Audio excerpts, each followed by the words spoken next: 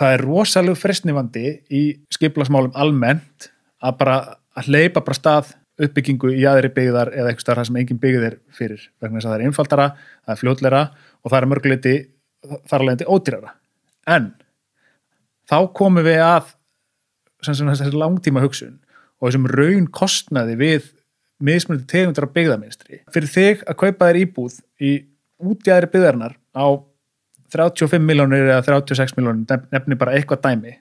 Auðvitað það freistandi fyrir því sem ungan mann að hugsa bara, herði, þetta hérna frábær dýll fyrir mig, skilju, bara ég get keypt nýja íbúð á, þú veist, bara ég fengi ekki kjallarahóli í miðbænum fyrir penning. En svo, þú veist, áttu kannski fjölskyldu, þú ert með konu og 1 barn eða 2 börn og þið eru öll að vinna einhverstaðar allt annars staðar, eins og það engin vinnustæðir alla jafna á þessum svæðum. Þannig að þá ertu komin, það stendur fram fyrir þessi, ok, íbúðin kostar miklu minna, en ég þarf að reka bíl og ég bel 2 bíla. Hvað getur til dæmis keypt miklu dýrra húsnæði fyrir 100-200 skall sem þú þarft að eyða á mánuði í bíl númer 2. Og ofan á það, þá þarft að fara að reikna þitt svona eigið tímavirði. Ert þú tilbúin að setja í umferðarteppu í 20, 30, 40 mínútur kvölds á morgna og hvers virði sá tími? Og svo byrjar að taka kannski ytri áhrifin sem miklu erfiðar að festa fingur á, sem eru til dæmis bara umhverfis áhrifin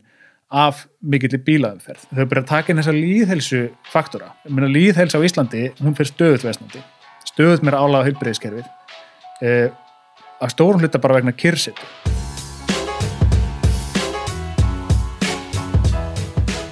Velkomin í þennan þátt þar sem að ég og Guðmundur ræðum málefni sem ég hef hingað til ekki látið mig varða og hélt ég hafði engan áhuga á, en ég þurfti bara einhvern til þess að útskýra þetta fyrir mér á einfaldan máta og segja mér af hverju þetta skiptir máli. Guðmundur Kristján Jónsson útskýrir hvernig skipulagsmál hafa áhrif á fyrir það fyrsta hvar þú vilt búa, fasteignaverðar, lýðheilsuðina, félagslega þætti, hvernig þú ferð á milli staða og hvort það sé mikil kvöð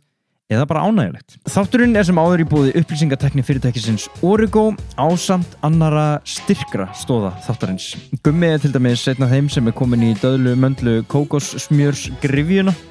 Ekkert eðlilega góð vara þar á ferð frá Rapunzel en þau bjóða þér einnig upp á aðra heilsuvörur og frystingar í fyrsta gæðaflokki sem að sjálfsögðu lífrænar eins og allt annað frá Rapunzel. Ísey skyr próteinríkur og bragðgóður kostur fyrir þig. Það ætti að vera nóg að slá þessar 2 flugur í einu og sama högginu en Ísey skyr líka fljótlegt. Það hægt að grípa með sér 170 gramma dós eða Ísey skvísu á ferðinni og fá þannig hotlistuna tilbúna á ferðinni. Ef þú ætlar út að borða á næstunni þá mæli ég eindregið með því að þú farir á Sumac á Laugavegi. Ég lofa því að þar finnur mat sem þú munt elska, hvort sem það kjöt, fisk eða grænmetisréttur. Ég fór sjálfur í gegnum 7 rétta seðil þarna daginn og get staðfest að það skiptir ekki máli af hvaða tagi réttirnir eru. Allir eru þeir góðir. Norður-afrísk og mið-austurlanda matagerð í bland við hágæða íslensk hráefni klikkar ekki. Sérstaklega í ljósi þess að Þráinn, fyrrverandi liðsmaður og þjálfari íslenska kokkalandsliðsins til margra ára við stjórnvöldin. Þú verður að smakka flatbrauðið á Sumac og þess vegna færðu það frítt með máltíðinniðinni með því að segja einfaldlega snorri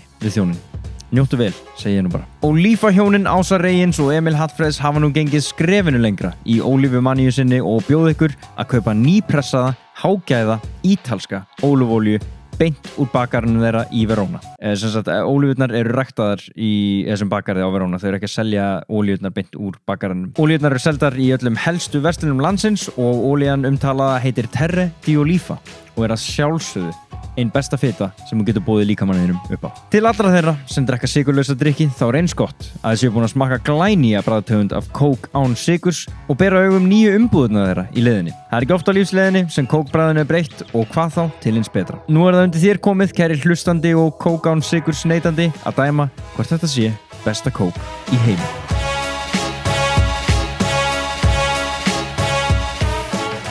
Ég vil lítur að vera að selja þessu Rapunzel dæmi. Þetta er kaupa smjörið það? Ég þarf alltaf að vera að slátt á þessu, sko. Í alvörunni. Við erum að koma í gegn. Herðu,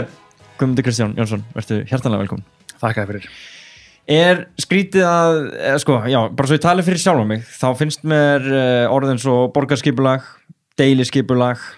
þétting byggðar, þetta hljómar eins og afskaplega þurrt og leiðilegt málefni og mér finnst eins og þetta bara skiptir með einhver máli og ég þurfi ekkert að pæla í þessu. Raunin er svo að það er líklega mjög rátt. Já, ég held að sé fátt sem að skiptir í meira máli heldur en hvernig þessum hlutum er hagað. sérstaklega þú býr í borg. Ég einhvern veginn svona var ekki að trúa, sko ég trúi alltaf að ég sé að taka hlaðvarpsviðtal þetta mál út af því mér finnst þetta svo fjarri mér einhvern veginn, en bara svona út af ég er búin að tala eins og þig þetta og bara áttum á hvað þetta er í rauninni víðfemt, hvað þetta varðar mann bara á mörgu leiti, bara manns eigin líf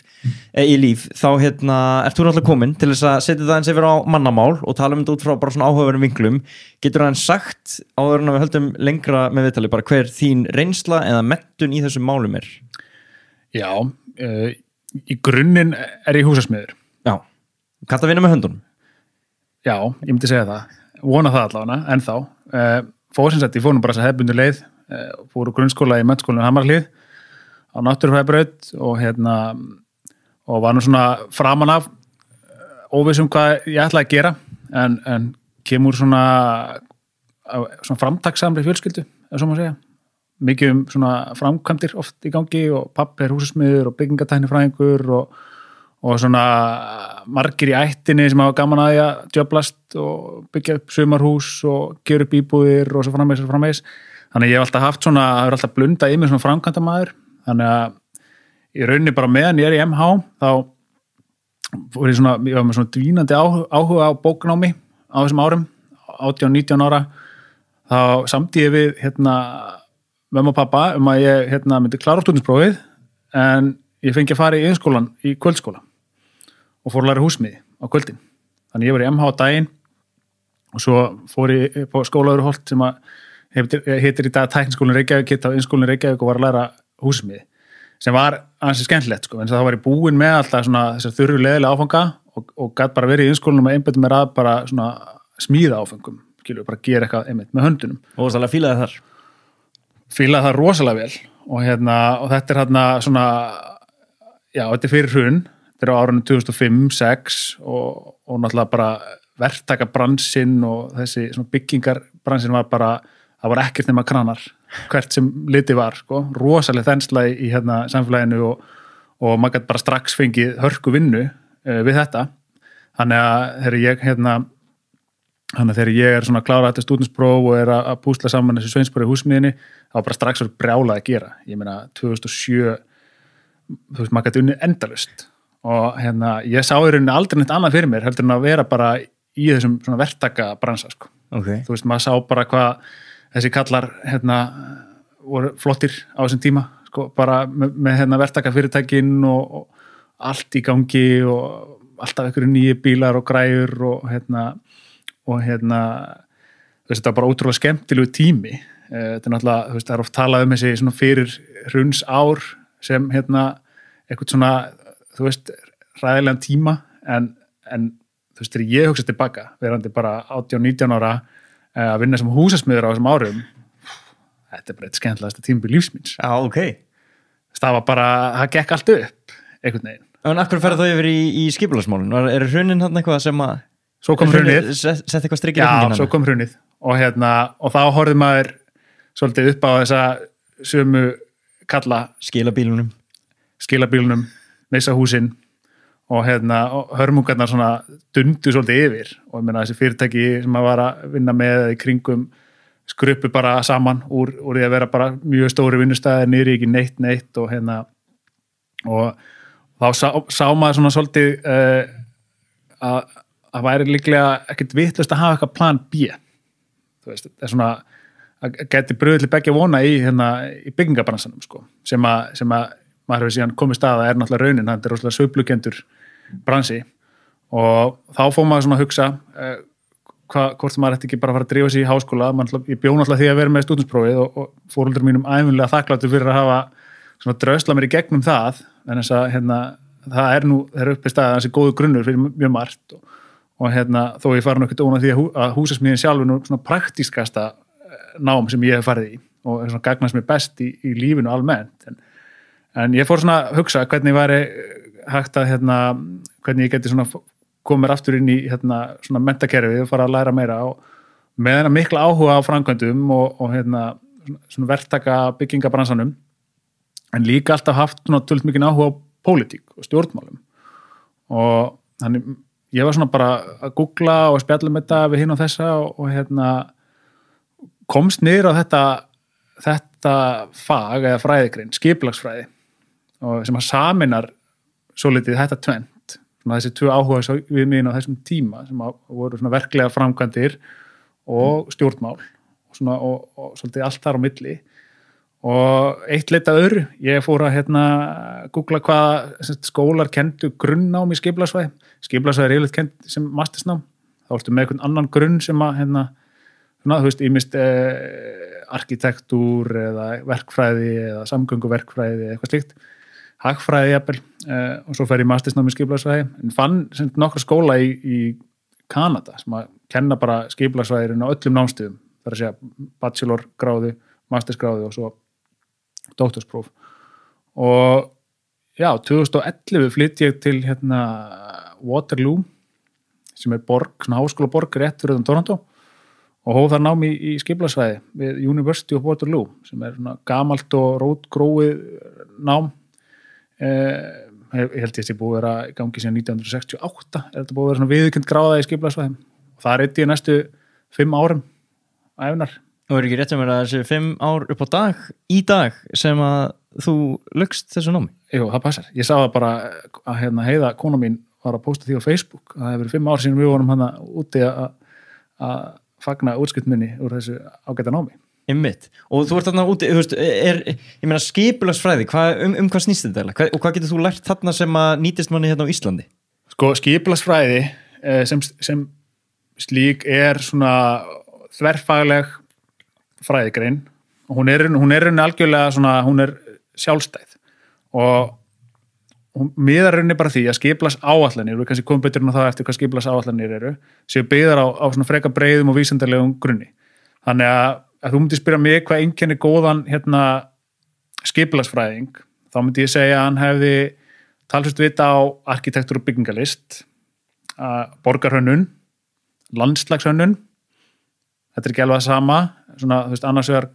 borgarhönnun, kannski ertu svona nákvæða hvernig var ráðstafa á landi með tillit til gatnakerfis og hæða húsa og svo framvegis, að meina landslagshönnun kannski snýr meira að svona umhverfislegum þáttum. Þú vilt hafa svona lágmarksskilning á lögfræði, hagfræði, þú vilt skilja pólitík, þannig að þú vilt kannski aðeins vera búin að kafa ofan í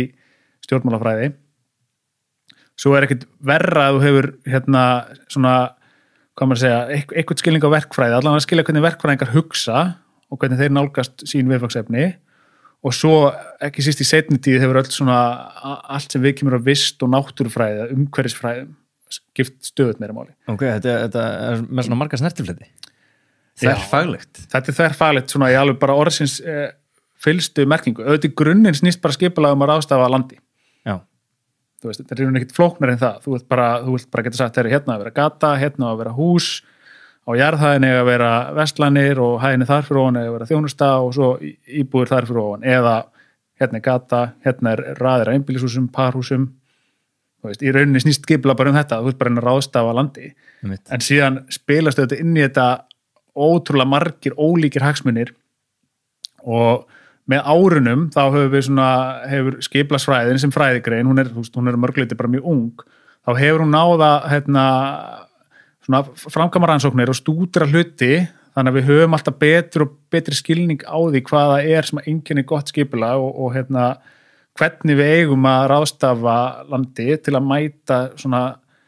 hagsmunum sem flestra hópa og umhverfisins sjálfs. Ok, út af nefnir hagsmunni þarna og við erum að fara að ræða svolítið svona viðkvæm málefni eða fólk er með skipta skoðanir. Ef fólk er að fara að hlusta á þig og hugsa, þetta er bara rétt hjá honum, ég er bara svolítið seldur á þessa punktu hjá honum. Hver eru þínir hagsmunir? Ertu eitthvað tengdur við einhvern flokk? Ertu tengdur við einhver hagsmunarsamtök? Getur við verið hreinskilin með það hérna í byrjun? Já, sko, mínir hagsmunir, þeir hafa nú breyst svolítið með tímanum. Já, ég hef starfað í stjórnmálum, var að tímabili aðstofamaður ráðherra, sjávarútvegs- og landbúnaðar ráðherra reyndar, og sem að kannski svona sýnir líka fram á hvað þetta nám í skipulagsfræði, þetta er það þverfaglegt og þú ert að nálgast það marga fleti á mannlegu svona samfélagi að reyndist mér ágætis bakgrunnur í sjávarútvegs- og landbúnaðar ráðuneytinu. Þá var ég aðstofamaður Þorgerðar Katrínar sem er formaði Viðreisnar, þannig að einhver leyti mætti nú eflaust fara rauk fyrir því að maður sé svona pólitískt tengdur, kona mín var einn af stofnendum bestaflokksins sem var nú hérna í borginu á sínum tíma og stofnaði sig að bjarta framtíð. Þannig að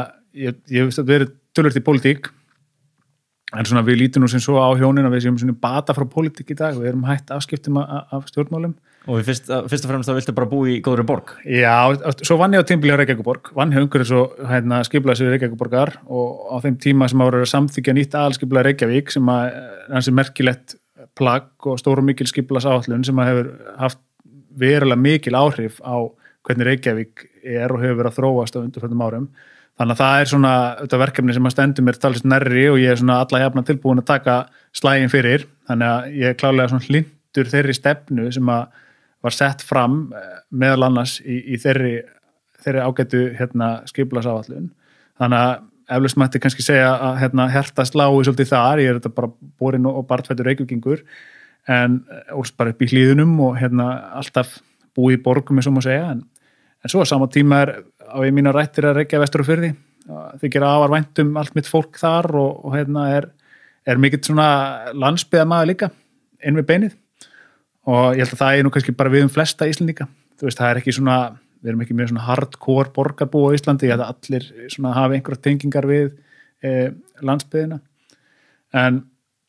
hvort að maður eigi persónulega einhverja hagsmuna að gæta, mér finnst þetta áhafur spurningi, ég eignast barn fyrir nokkrum dögum síðan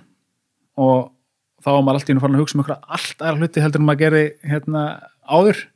Nú er ég farin að pæla rosa mikið aðgengismálum. Maður er út að labba með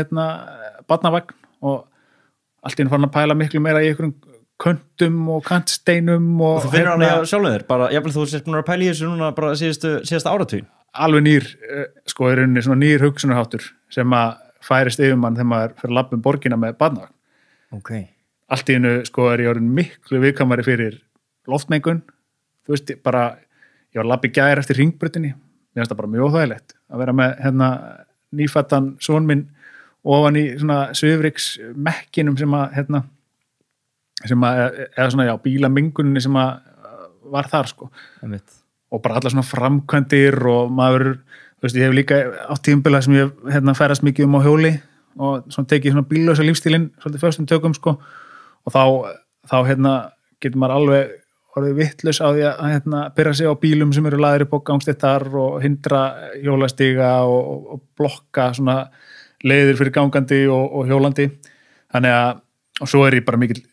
líka bara svona hefbundin Reykvíkingur skilur ég bara 2 bílar á mínu heimili og maður er einhvern veginn alltaf aðeins og seitt, þannig að þú veist maður bölvar umferðin í sand og ösku þegar maður situr fastur í einhverju umferðateppu. Þannig að auðvitað held ég bara ég eins og allir aðrir ég á okkur hagsmuna að geta en þeir eru breytilegir. Ég held að það sé svolítið einkennandi fyrir fólk að hagsmunir þeir breytast eftir því sem að bara lífinu vindur fram. Þú veist, ungt fólk og barnlaust fólk, þú veist, það er kannski ekki alveg með sömu hagsmuni og þeir sem eru komnir með 2 útivinnandi foreldra og 3 börn og svo aftur eldri hópar sem nú er þetta hópur sem fyrir hvað mest stækkandi á Íslandi, hann á líka annara hagsmuni að gæta heldur en inn í 2 hóparnir, þannig að viðfangsefnið er svolítið að í skipulaginu og skipulagsfræðunum og öllum svona ákvörðunum sem við komum að skipulagi er svolítið að mæta hagsmunum allra þessar hópa og það getur reynst þrautinni þyngra. Einmitt. Og bara þróunin, ef við kannski svona förum bara til ársins 1900 eða hvað sem það er og eins og ég sendaði daginn þar sem að Ásgeir seðlabankastjóri var að tala eins og þú sagðir hagfræðinga pæla oft í skipulagsmálum út frá fasteignaverði en hann var bara svona að benda á það, þú veist, þetta var höfnin, lífið bara kviknaði í Reykjavík út frá höfninni og fólk þurfti að byggja nálægt höfninni til þess að vera hægt að labba í vinnuna og allt þetta og þá náttúrulega engar samgöngur, engir engabílar, þannig að ég meina ef þú ætlar að byggja einhvers staðar í Grafarvoginum þá þarf þú bara að gera svo vel að labba alla leiðina í Reykjavík til þess að fara að vinna í höfninni. Þannig að bara með þessum tækniþróuninni bara að samgöngur, allt í einu komið strætó, það þýðir að allt í einu hægt að byggja bara í Árbænum eða bara byggja í rauninni ný hverfi og fólk getur samt mætt í vinnuna á réttum tíma. Já, borgir hafa náttúrulega bara frá Öræfi alda og Reykjavíkurborg er þetta bara eins og þú segir, sko, hún er mjög ung borg, hún er bara svona með yngstu höfuborgum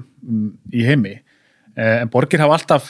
byggst upp í kringum fólk og þeirra þarfir, manneskjur og hvað sem þær að gera hverjum tíma, náttúrulega mjög oft í kringum viðskipti, einhvers konar markaðir eða einhverju skipti svona staðir fyrir fólk til að skiptast á vörum og þjónustu og Reykjavík er engin undantekning, við hefum þetta byggt upp okkar samfélag að miklu leyti á sjávarútvegi og á sjósókn og sem að sýnir sér bara best að því hvernig svona þorpin hafa raðast í kringum landið og svo hvernig Reykjavík byggist upp og það er mjög margt í svona fyrstu skipulags hvað maður segja, draugum Reykjavíkur sem að voru nú reyndar unnin af lækni, nafna mínum Guðmundi Hannesinni kringum mér langar að segja 1917 held ég að svona fyrsta eiginlega skipulagi fyrir Reykjavík hafi tekið gildi og það var svona, þessi gamli miðbær eins og við þekkjum hann götur tiltölulega mjóar bara eins og til dæmis bara göturnar á Skólavörholtinu Þingholtunum, gamla grjótaþorpið lágreist hús reynt að hafa garðana svona sólarmegin til að þeir myndu njóta sem mestrar birtu yfir daginn við komumst tiltölulega fljótt að því að við þurfum að skýla okkur fyrir norðanáttunni og það væri heppilegt ef þessum flestir getur bara gengið til vinnu og gengið svona í sínum daglega amstri og þetta kemur það til vegna þess að það voru afskaplega fáir aðrir samgöngukostir í boði og við sjáum það bara á öllum borgum og mörgum borgum sem við berum okkur saman við að þær byggjast upp langt á undan Reykjavík en þá byggjast það líka upp í kringum þetta. Fólk þurfti bara komast leiðar sinnar fótgangandi og fyrir vikið þá verða þær miklu þéttari og göturnar verða miklu þrengri og allt miðast við þessa svona virku samgöngumáta ef svo má segja. En það sem að gerist hins vegar og svona upp úr svona, byrjun 20. aldarinnar að þá er í rauninni hvað maður segja, hagkerfi að þróast mjög hratt og atvinnuvegir að breytast og hægt og rólega þá byrja henni efna meiru svolítið að færa sig aðeins meira út í jaðarinn, byggja sér stór hús þar sem að er að hafa meira pláss og geta reist sér svona stærri og meiri minnisvarða til marks velgengni sína og einhvern veginn þróast borginnar þannig á þessum tíma að miðborginnar sjálfar verða bara svona hálfgert slömm og verða bara svona einkennandi bara fyrir bara sóðaskap og svona umgangspestir og öll svona þessi kerfi sem við búum við í dag, bara vassveita og skólp og holræsakerfi og allt þetta er allt mjög vanþróað á þessum tíma þannig að á þessum við förum í rauninni frá því að vera með svona þéttar, tiltölulega vel skipulagar og svona gönguvænar borgir yfir í að þeir sem hafa efna á því, þeir byrja að færa sig utar og þeir hafa þá væntanlega efni líka á öðrum samgöngukostum, hvort sem að það eru hestvagnar þeirra tíma og svo seinna meir bíllinn og einkabíllinn þannig að á svona svolítið löngu tímabili þá er rauninni verið til svona og þetta er rauninni sama tímabil og Reykjavíkurborg byggist hvað hraðastu upp á höfuðborgarsvæði þá smá svona andborgarstefna í gangi þar að segja, borgin hún skítu og gísleg, þar ekki heilbrigt og gott að búa, það er miklu betra að búa svona aðeins fyrir utan En það er náttúrulega bara út af því að það byggðin þéttist svo rosalega í miðborginni í rauninni út af þar allir og þeir sem eiga peningarna til þess að bara sleppa þann, þeir gera það. Þannig að það þykir búið flott að vera fyrir utan borgina en harkið þarna í miðjunni. Harkið í miðjunni. Og fjöldin í miðjunni, þannig að mesta álægið öllum innviðunum og þess að sem mjög vanþróð. Já, og mest í þéttleikinn bara fólki, þannig að þetta bara geta alls konar pestir. Bara það dreifast bara ofur hraða og fólk bara að deila einhverjum kömrum og allt, skólp einhvern veginn bara flæðandi ofanjarðar og það dimmt og þetta svona, þetta ekkert rosalega sjarmerandi tímabil í sögu borgana, þannig að þeir sem hafa efna á því og þeir sem að ráða för, þeir annars vegar fara að þenja borginar út, þannig að þeir sem að ráða við það, þeir færa sig utar og utar og sama tíma þá byrjar svona skipla stefna sem að önsku kalla zoning eða svona svæðaskipting sem að snýst það að aðgreina búsetu og atvinnu og iðnað. Þannig að við byrjum að skipuleggja hverfi sem eru bara, nú erum við til dæmis í Kópavoginum, í Auðbrekkunni sem bara er iðnaðarhverfi. Þannig hérna er bara iðnaður og hérna býr ekkert fólk þegar þetta hverfi á sínum tíma skipulagt og sama með hérna fjölmörg hverfi í Reykjavík og en ekki síst í kannski svona vestrana heimi þá erum við að svæði skipta borgunum þannig að fólk býr á okkur ákveðnum stað og vinnur síðan á okkur allt öðrum stað og svo þegar hérna þetta þróast með síðan hliðsjón af í rauninni bara bílnum sem faramáta að því fyrst sko gekk þetta alveg ágætlega upp að því að þá vorum við bara að nýta okkur almenningssamgöngur engabíllinn var ekkert komin í enga eigu fyrir en bara kannski á 7. áratugnum að einhver ráði, þú veist, þegar hann rauninni framleiðsla á bílum nær hagkvæmnin verður þannig að hérna hinn almenni skilur borgari hefur efna á að kaupa sér bíl og hérna þannig að þetta gekk alveg ágætlega upp svona kannski til að byrja með við vorum með þessa aðgreiningu á milli búsetu og vinnu sem ofta bara iðnaður á þessum tíma en fólk tók bara almenni samgöngur á milli þess að það var átt ekkert kostanum öðru og þannig var hverfin byggðust væntanlega í kringum bara stoppistöðunar eða ekki? Jú, þannig var það í Reykjavík, ég meina hlíðarnar fara að byggjast upp og hérna Vesturbærinn og það taka bara allir strætó og þau tala við fólk sem fætt 1930, 1940 það átti engin bíla á þessum tíma það tóku bara allir strætó margir hverjir mitt niður á höfn eða niður í bæ og hérna þannig að sko undra skömmum tíma, kannski bara svona 2 áratugum eitthvað svo leiðis eftir að þessi skipla stefna verður ríkjandi, þessi svæðiskipting þetta sem við kallum zoning og samhliða því breytist hagkerfi þannig að það fer að byggja meira á neyslu og bíllinn verður síðan bara svona, eins og hverjunur neysluvara og fjármálakerfin fara sko, breytast með þeim hætti að lánsfé eykst alveg gríðarlega til dæmis til bílakaupa og svo síðar með til fasteignakaupa að það verður alveg sprenging og borginnar sko þær þenjast út. Bara með tilkomu í rauninni bílsins? Með tilkomu svona þessar ríkjandi stefnu í skipulagsmálum sem að sneri svolítið mikið um það að aðgreina landnotkun, þar að segja að hún var ekki blönduð, hún var aðgreind þannig að íbúðasvæðin eru ákveðnum stað og atvinnusvæðin á öðrum og þetta sýnir sér mjög glögglega í Reykjavík á hverjum einasta mótni og hverjum einasta eftirmiddegi. Ef þú bara tekur þér stöðu á einhverjum að göngubrúnum sem að þverra miklu brautina þá séu bara nákvæmlega hvernig er í pottin búin hérna. Við erum með stærstan hluta atvinnustarfseminnar í vesturhluta borgarinnar og svo erum við með langstærstu íbúðasvæðin í austurhlutanum. Þannig að fólki sem eru að færast frá austur til vesturs á mótnana situr í umferðarteppu og svo aftur á leiðinu heim seinnipartinn. Og þetta þekkja allir Reykvíkingar og ekki bara, þetta er ekki bara austur og vestur, þetta er líka bara Garðabærinn og Hafnarfjörður og Kópavogur. Þú veist, ef þú ert á ferðinni á ákveðnum tíma, þá skilur ekkert í því hvernig þú getur verið fastur í umferðarteppu og meðan það eru 3 akreinar hinum með við þig sem er algjörlega auðar. Og þetta er svolítið afleiðingin af þessu munstri að okkur lánaðist ekki og þetta er ekkert bara bundið við Íslendinga eða Reykvíkinga, okkur lánaðist ekki að blanda saman nægilega vel íbúðabyggð og svo vinnustöðun. Og þetta er svona eitt af þessum verkefnum sem að við og aðra þjóðir og önnur borgarsamfélög erum að glíma við og erum að vinda ofan af. En þetta er mjög einfalt því að lausnin er bara að bæta við akrein í viðbót og þá komast fleiri ferðarsinnar, eða ekki? Til skamms tíma þá er það náttúrulega mjög rökrétt laust. Ok. Og það hefur alltaf verið gert. Eins og var þetta bara 1 gata, sem var þetta 2, sem 3 og 4 en vandamál er ennþá til staðar. Já, og stundum er ágætt að hugsa þetta hannig og þetta er í einföldu mynd, en ef þú værir að létta þig finnst þú vera bara aðeins og þungur á þér eða búin að borða mikið yfir jólin eða passar ekki lengur í fötin þá þú veist, þá getur þú vissulega reynt að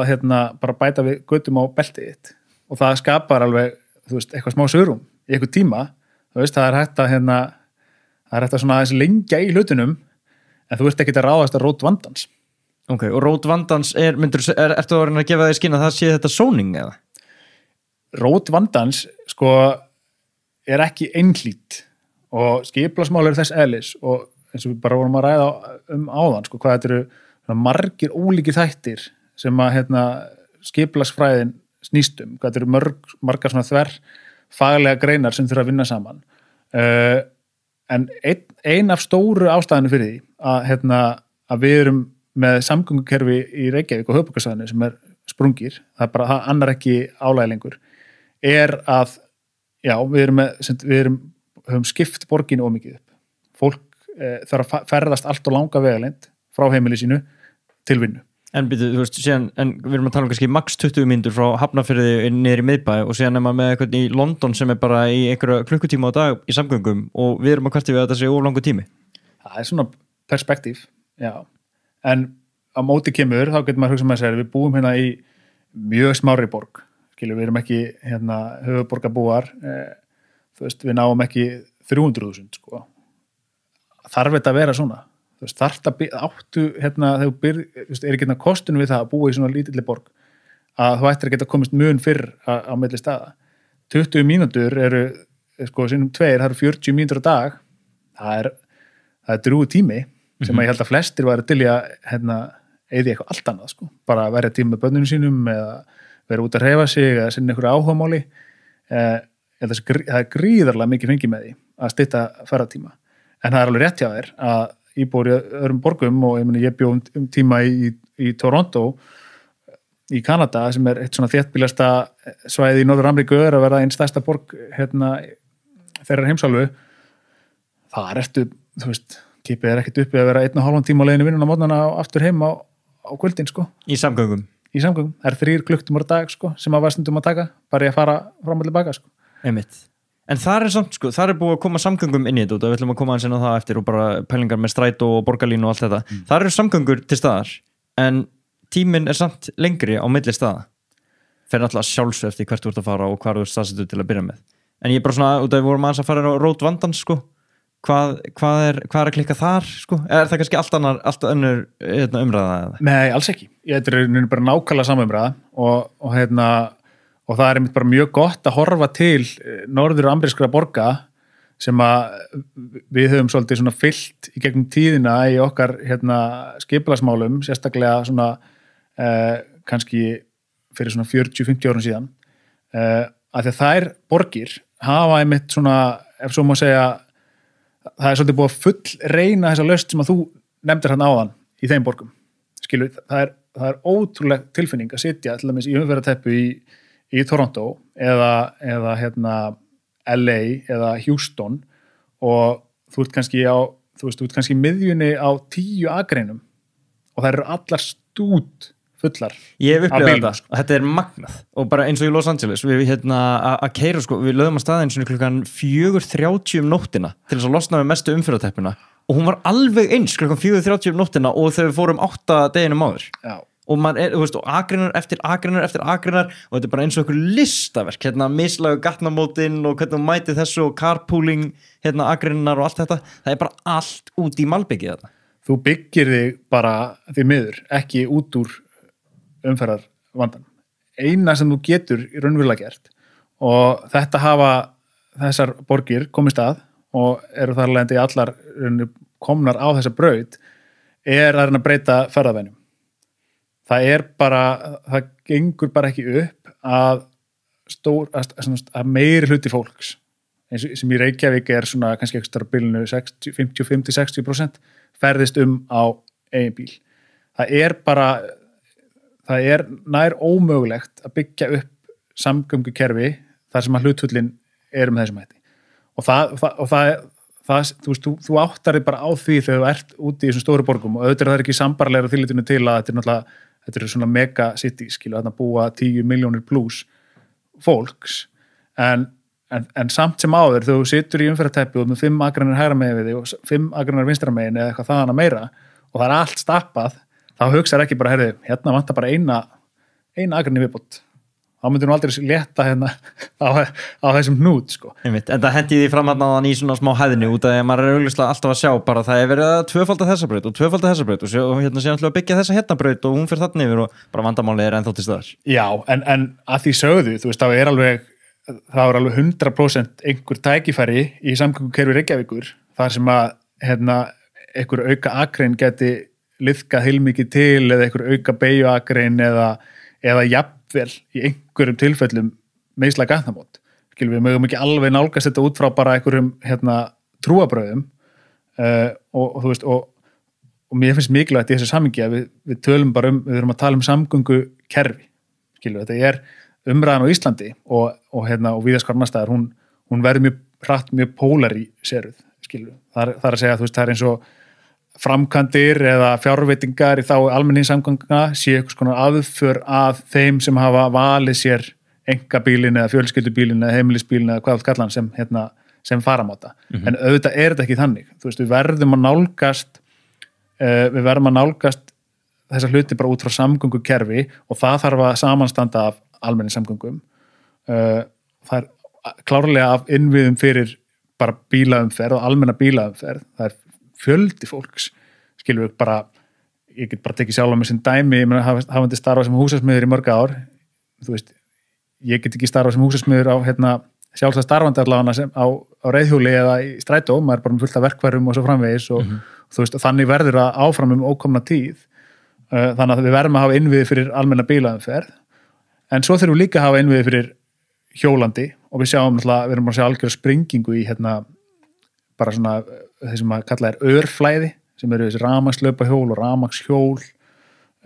sem að nýta sér aðra innviði heldur bílarnir sjálfur. Er raunveruleg sprenging á þessu stað á Íslandi og ég veit að það er mjög augljóst hvað maður sér mikið á þessum rafmagnslaupahjólum og svona, en bara með að við fjöldan á þessu og eins og sölutölur yfir rafmagnshjól og svona, það hlýtur að vera að hafa einhver áhrif eða ekki? Sko, já, við sjáum bara innflutningstölurnar og þær eru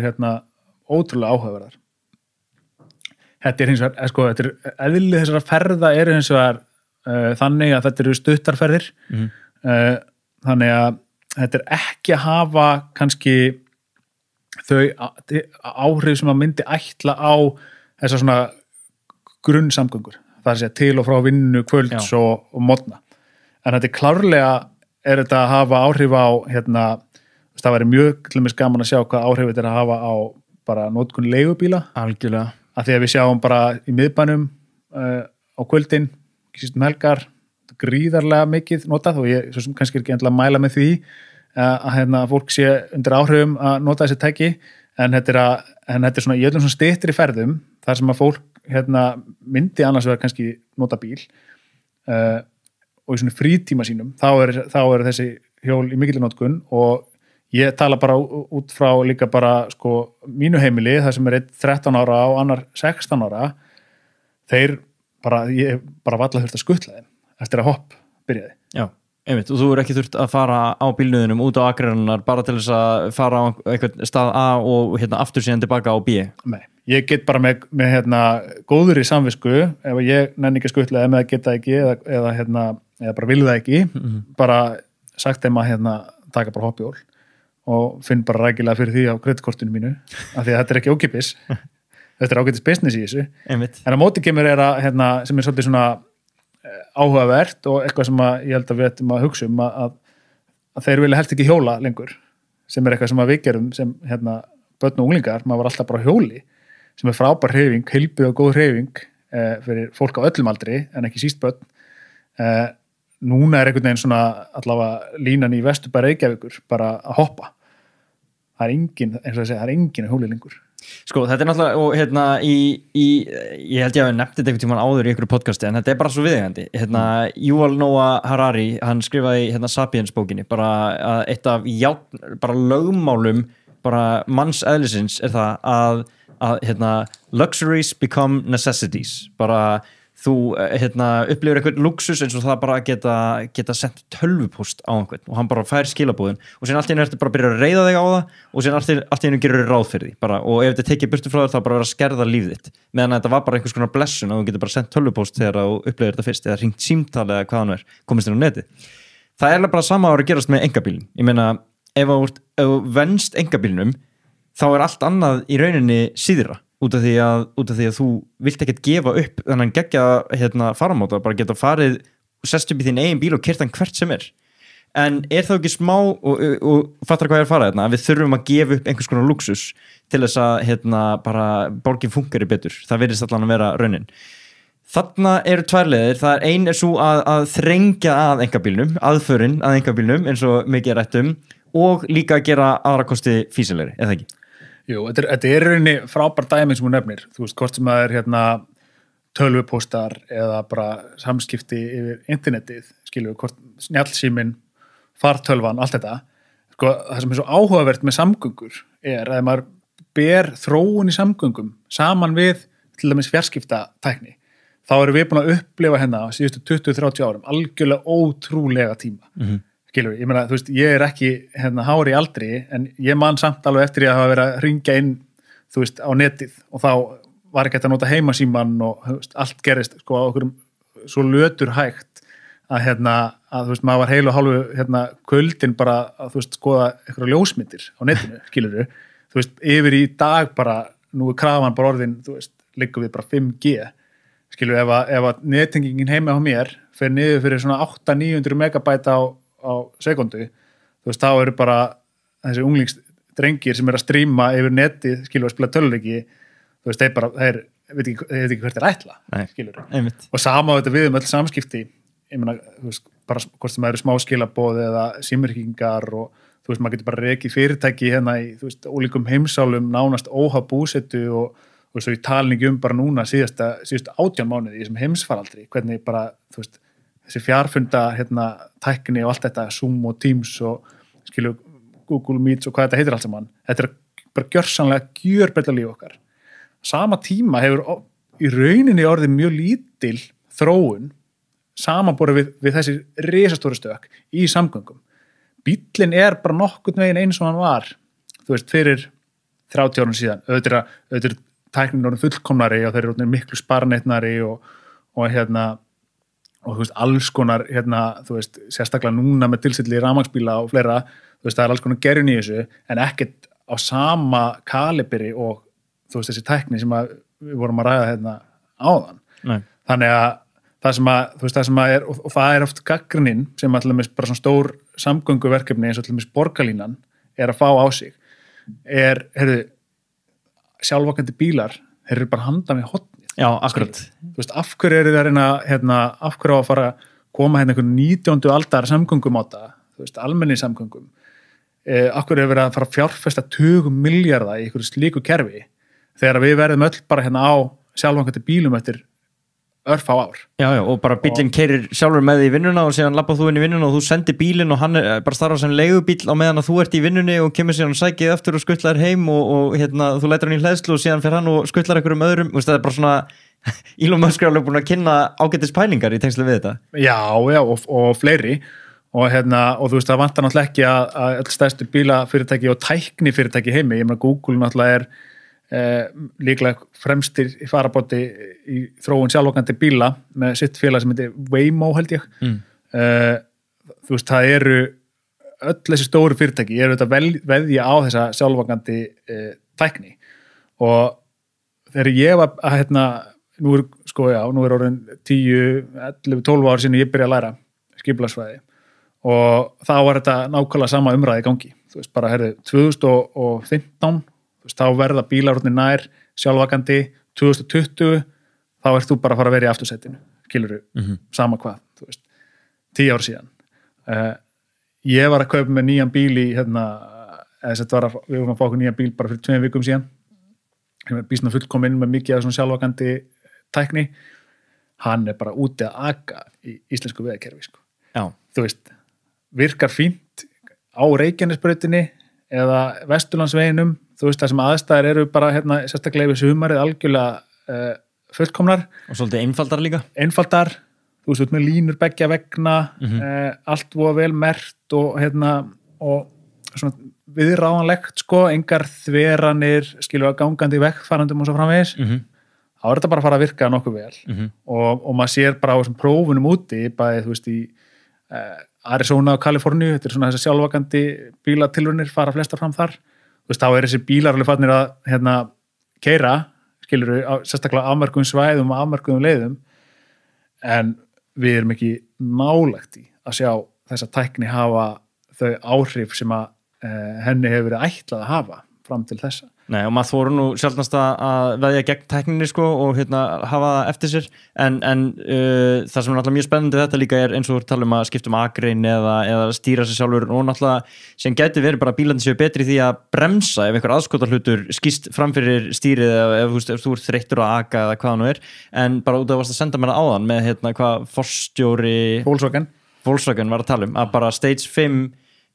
sjálfkeyrandi bílar er bara eins og ætla sér á Mars. Já, að fara að byggja bara upp borg á Mars sko. Já, hann sagði bara að þetta væri ógerlegt og ég veit nú ekki, Stage 5 hljómaði nú, sko, Stage 2 hljómaði eins og bara ansið flottur árangur sko, eða með hvernig því er lýst, það var alveg sjálfvakandi en þarf að hafa bílstjóra undir aðeins, síðan Stage 3, Stage 4, Stage 5 virtist vera einhvers konar bara utopía. Sko sjálfvakandi tækni er náttúrulega búin að vera að ríða sér til rúms bara frá því, ekkert manna á 7. áratögnum, bara þegar við byrjum þegar cruise control, fólk komið bíla. Ég meina, það er svona fyrsta svona sjálfvakandi tæknin sem að bílum var gert kleift að nýta sér. Taka fótinn af bensíngjöfunni. Já, sem er bara magnað. Og í dag náttúrulega því sko cruise control, ég meina í gamla dagi mitt þá var þetta bara, maður gæti stilt hraðan og fannst það bara stórkostlegt sko. Í dag, cruise control fyrir mér því bara, þú ert ekki með fótinn á gjöfinni, þú ert með kannski einn putta á stýrinu, ef þú ert að keyra í myrkri og mæti bíl, þá slekkur bílinn sjálfur á háuljósunum og hann er að lesa allt umhverfið í kringum sig, hann heldur alltaf sömu fjarlægð, skilur kakart bílnum fyrir fram að þig, þannig að hraðinn stýrist bara af umferðinni sjálfri og maður fyrir nokkrum árum notaði maður bara cruise control þegar maður var á þjóðvegunum. Já. Núna notaði maður kannski miklu frekar þegar maður er fastur í einhverju umferðarteppu sko. Þessi bíl sem ég var að sem við vorum að fá okkur, hann er þannig að ef ég er í þessari klassísku morgun eða síðdegi steppu þá bara íti ég á eitt takka og svo getur ég rauninni bara halla mér aftur sko. Af því hann er bara að lesa allt í kringum sig og það virkar bara ótrúlega vel. En fyrir ég er sjúklega spenntur fyrir sjálfgangandi bílum. Ég er mikill bíla áhuga maður. Já, það verður með að koma fram sko. Þú svo talið fyrir samgöngum og öllu því, þá ert alveg bílakall. Ég er algjör bílakall og eiginlega bara forfallin. Það má segja það. Og bara hef verið lengi og gríðarlega gaman að góðum og áhugaverðum bílum og ég ótrúlega mikil áhuga líka bara á bílamenningu og svona bara í rauninni hvaða skilaboð fólk sendir með hvernig bíl það á og velur sér eða velur sér ekki og það er rauninni bara fátt sem hefur haft meiri áhrif á okkar samfélag heldur en bílar, maður verður að þeir eru einhvern veginn svona þeir eru tákngerfi svo ótrúlega margs, bara þetta athafna, þetta frelsi til ferða og geta farið frá einum stað til annars bara þegar þú vilt og allt þetta. Þannig að bara fagurfræðin líka í kringum þetta. Já, bílar eru fallegir og það hafa náttúrulega bara ótrúlega tækni verið þróuð í kringum bíla og það er þetta nákvæmlega sama í gangi með sjálfvakandi bíla, þetta er náttúrulega bara þetta byggir náttúrulega alltaf gervigreind og sem er út af fyrir sig er ótrúlega áhugaverð og maður verður að hafa held ég, svona ef maður er að pæla í samgöngum og hvernig borgir og samfélög munu þróast, þá verður maður að fylgjast grannt með þróun sjálfvakandi bíla og maður verður líka bara að gera sig grein fyrir því að þegar flugvélar voru að reiða sér til rúms uppalega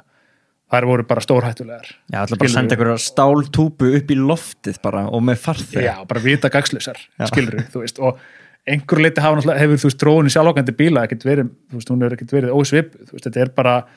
þetta er ennþá á svo miklu tilraunastigi og það sem er eftir sem ég get best lesið og kynnt mér í þessum efnum er að tæknin er komin ótrúlega langt og gervigreindin er orðin mjög þróuð en það er eins og rosalega margir aðrir þættir sem eru kannski ekki alveg að fylgja samhliða og ekki síst bara svona alls konar svona móralskar ákvarðanir, menn það er gríðarlega flókið að keyra bíl, það er eiginlega eitt af flóknasta sem að maðurinn gerir að keyra bíl, þú ert bara oftar en ekki á miklum hraða, ótalbreytur hvort sem það er í umhverfinu eða veðrinu eða bara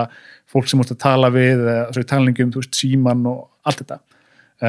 þannig að það er gríðarlega mikið mannleg mistök við akstur bíla og það er eitt sem að framleiðir sjálfvakandi bíla er að halda statt og stöð fram er að við munum alltaf þessi human error, hann mun bara eyðast út, þannig að tölvan er bara svo miklu fullkomnari heldur en þú, hún verður ekki trufluð af síma eða grátandi barni eða hún er bara með hugan við aksturinn en 2018 hafa verið slys í ég held að það veri Arizona frekar en Kaliforníu, þar sem að sjálfgangandi Uber-bíll keyrir á konu sem að labba yfir götu með hjólið sitt og þú veist, það setur rosalega bakslagi þróun og svona leyfisveitingar gagnvart sjálfgangandi bílum í Bandaríkjunum. Kemur að daginn að þessi tiltekni bíl hafi verið forritaður með þeim hætti að hann les gangbrautir og gerir ráð fyrir því að fólk sé að fara yfir götur á gangbrautum, en þessi kona var að fara bara eins og fólk gerir, hún var bara að skjótast yfir götuna þú veist, það sem var ekki gangbraut og þá verið störa sem bíllinn hafi einhvern veginn ekki verið forritaður fyrir því og það er, þú veist, það er allir þessir hlutir sem er svo áhugaverðir með sjálfvækandi bíla, þú veist, að þeir þurfa að komast á þann stað að geta greint allt þetta óvænta sem að maðurinn gerir náttúrulega bara á einhverjum millisekundum. Já, en á sama tíma á þessi sjálfvækandi bíll keyrði á einhverja konu eða vegfaranda, þá náttúrulega varu manneskjur undir að stýra einhverju bíl og pottet að keyra á manneskju á sama tíma, sko. Absolutt. Og þetta er sem náttúrulega tekniþróunin er alltaf að glíma við að eins og ég held að Jökull náttúrulega, vinur okkar beggja, var að deila frétt þar sem að einhver lést á rafskútu, þú veist, það er enginn að deila því að einhver lést í bílslisi núna, út af þetta er ekki nýtt, það er ekki fréttnæmt lengur. Nei, bílar er náttúrulega bara, þú veist, það er ekkert eitt fyrirbæri í heiminum sem veldur fleiri dauðsföllum heldur bílar, það er bara stór hættulegir og þú veist, stór hluti af slysum og dauðsföllum tengt árekstrum og bílum er bara höfuðhögg, þannig að þú veist, þetta er oft umræða sem er tekin í kringum sko hjálmnotkun og það er þú veist, hvetja fólk og jafnvel þvinga allar að nota hjálm á reiðhjóli, þá er það svo auðvelt að segja bara, herru, ef það er einhver staður sem þú ættir að nota hjálm, þá væri það inn í bíl, eins og bílar eru stór hættulegir. Að því sögðu, þá held ég að hlutaldi sé nokkuð með þannig að fyrir hverjar 100 mílur sem eru eknar verður eitt dauðsfall. Þangað til nýlega, þá held ég að Google sé búin að keyra 20 miljón mílur, eitthvað sliðis. Kannski er þessi tala búin að breytast eitthvað frá því ég skoða þetta síðast. 20 miljón mílur í svona sjálfvækandi prófunum sínum. Þannig að þú sérð bara hvað, þú veist, miða við almenna umferð, hvað prófanir á sjálfvækandi bílum og prófanir í ólíkum aðstæðum og svo framvegis í rauninni skamt á veg komnar þó að tæknin sé orðin ótrúlega fullkomin. Þannig að gefum okkur bara svona eitthvað scenario sem að þú veist, þú ert að aga og það er kemur hlaupandi barna eftir bolta hægra megin við þig, vinstra megin er, þú veist, eitthvað sem er kannski aðeins léttvægara að hljópa út á göttuna, aðeins bara, þú veist, kannski bara eitthvað gæludýr, eitthvað sem er absolutt algjörlega hræðilegt að, ég er ekki að tala fyrir því, þú sem ökumaður, þú veist, þú tekur eitthvað svona móralska ákvörðun, stundum tala ungt barn og svo, þú veist, gamla mannesku, skilurðu, þú veist, þetta er allt náttúrulega svolítið ósiðilegt umræðefni, en þetta er samt bara, þú veist, þetta er allt bara aðstæður sem geta myndast í umferðinni hverju sinni. Þú veist, hvað ákvörðun tekur þú sem ökumaður, vantarlega að lifa þessu unga barni, skilur, hvernig ætlað þú að fara að kenna sjálfvækandi bíl, einhverju gervigreind að taka móralskar ákvarðanir á borðið þetta. Þú veist, þetta er eitt bara svona milljón spurningum sem við höfum varandi þessa sjálfvækandi bíla. Og svo þú veist, bætist við á þetta svona leirar af bara pólisíum, bara lögum og reglugerðum sem að flesta borgir, sveitafélög, ríki, fylki, þú veist, þjóðir, þetta er skamt á veg komið, þú veist, bara öll umgjörn í kringum sjálfvækandi bíla og þar alveg öll umgjörn í kringum bara tryggingamál og fleira, tiltölulega skamt á veg komin líka og ég er ekki að segja að þetta er ekki það flókin úrlausnarefni að það verður ekki að finna út úr þessu þegar að því kemur,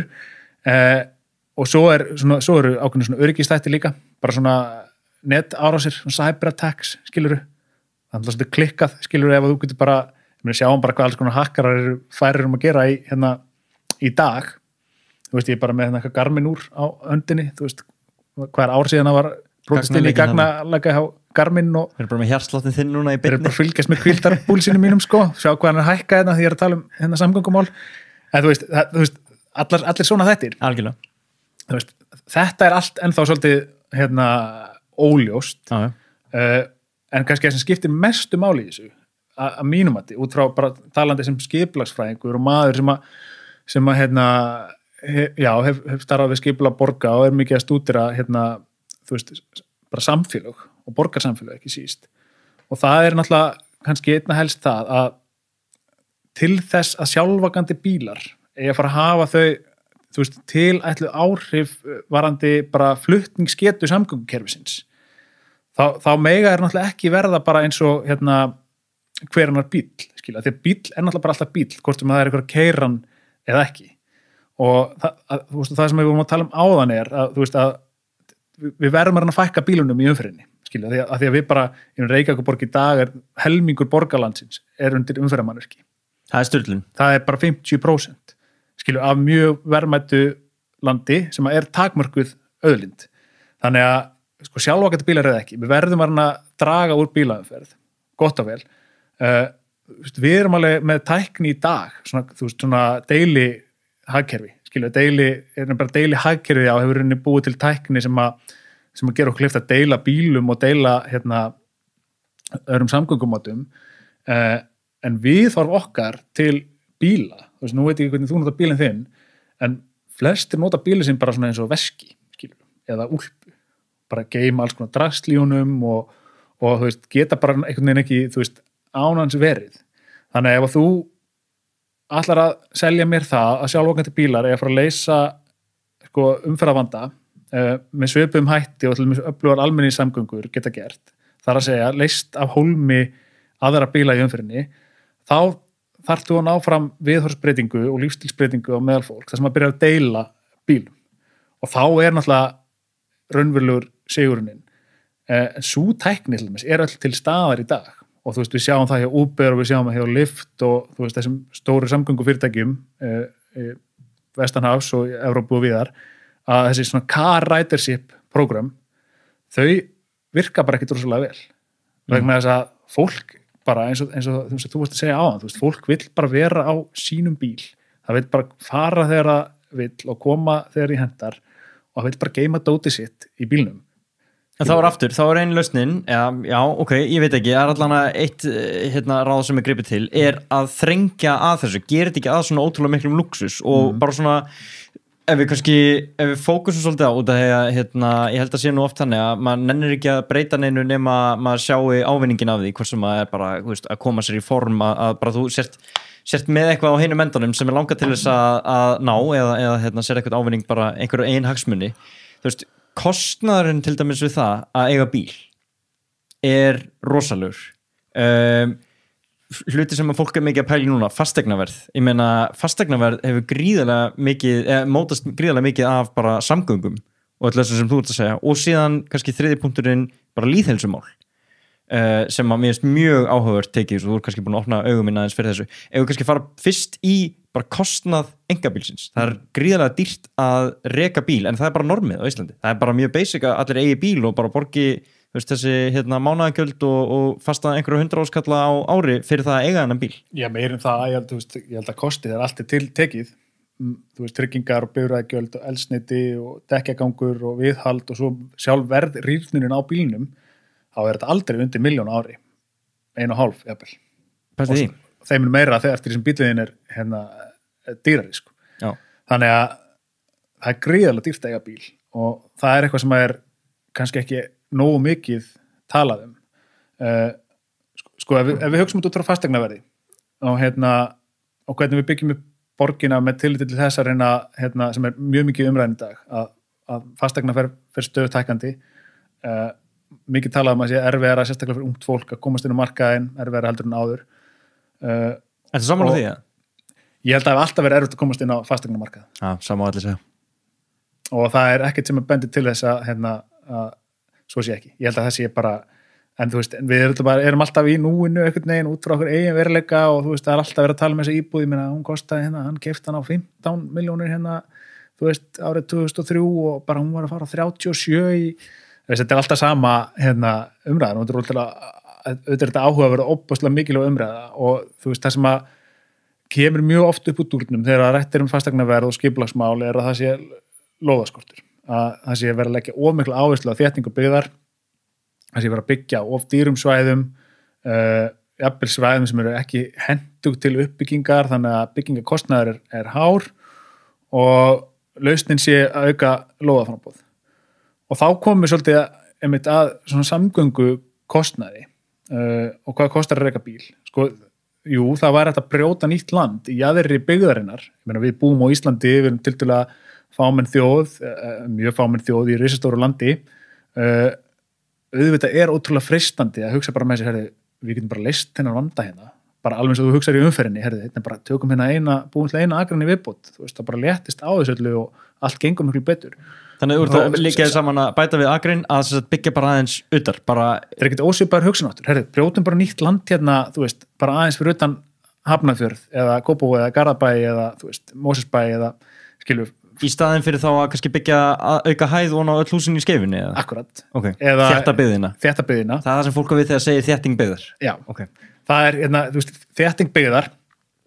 í rauninni svona svolítið ofnotað hugtak yfir það að nýta þá innviði sem er til staðar í borginni betur en fyrir Það að segja, þar sem búið að byggja upp samgöngukerfi, gatnakerfi, veitukerfi, allt þetta sem við þurfum bara til að geta að lifa daglegu lífi,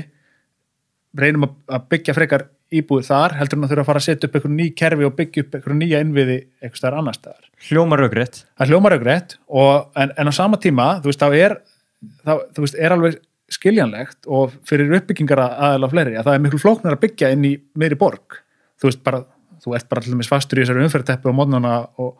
seinnipartinn, skilur við, þú veist, það verður miklu einfaldar að byggja bara í jaðri byggðarinnar þar sem engin umferð og engin fyrir þér og það mörgleiti miklu einfaldara og ég þekki það bara sem gamall húsasmiður að brjóta nýtt land, þar að segja farabrækstara sem bara eitthvað tún og byrja bara að grafa og það ekkert fyrir þér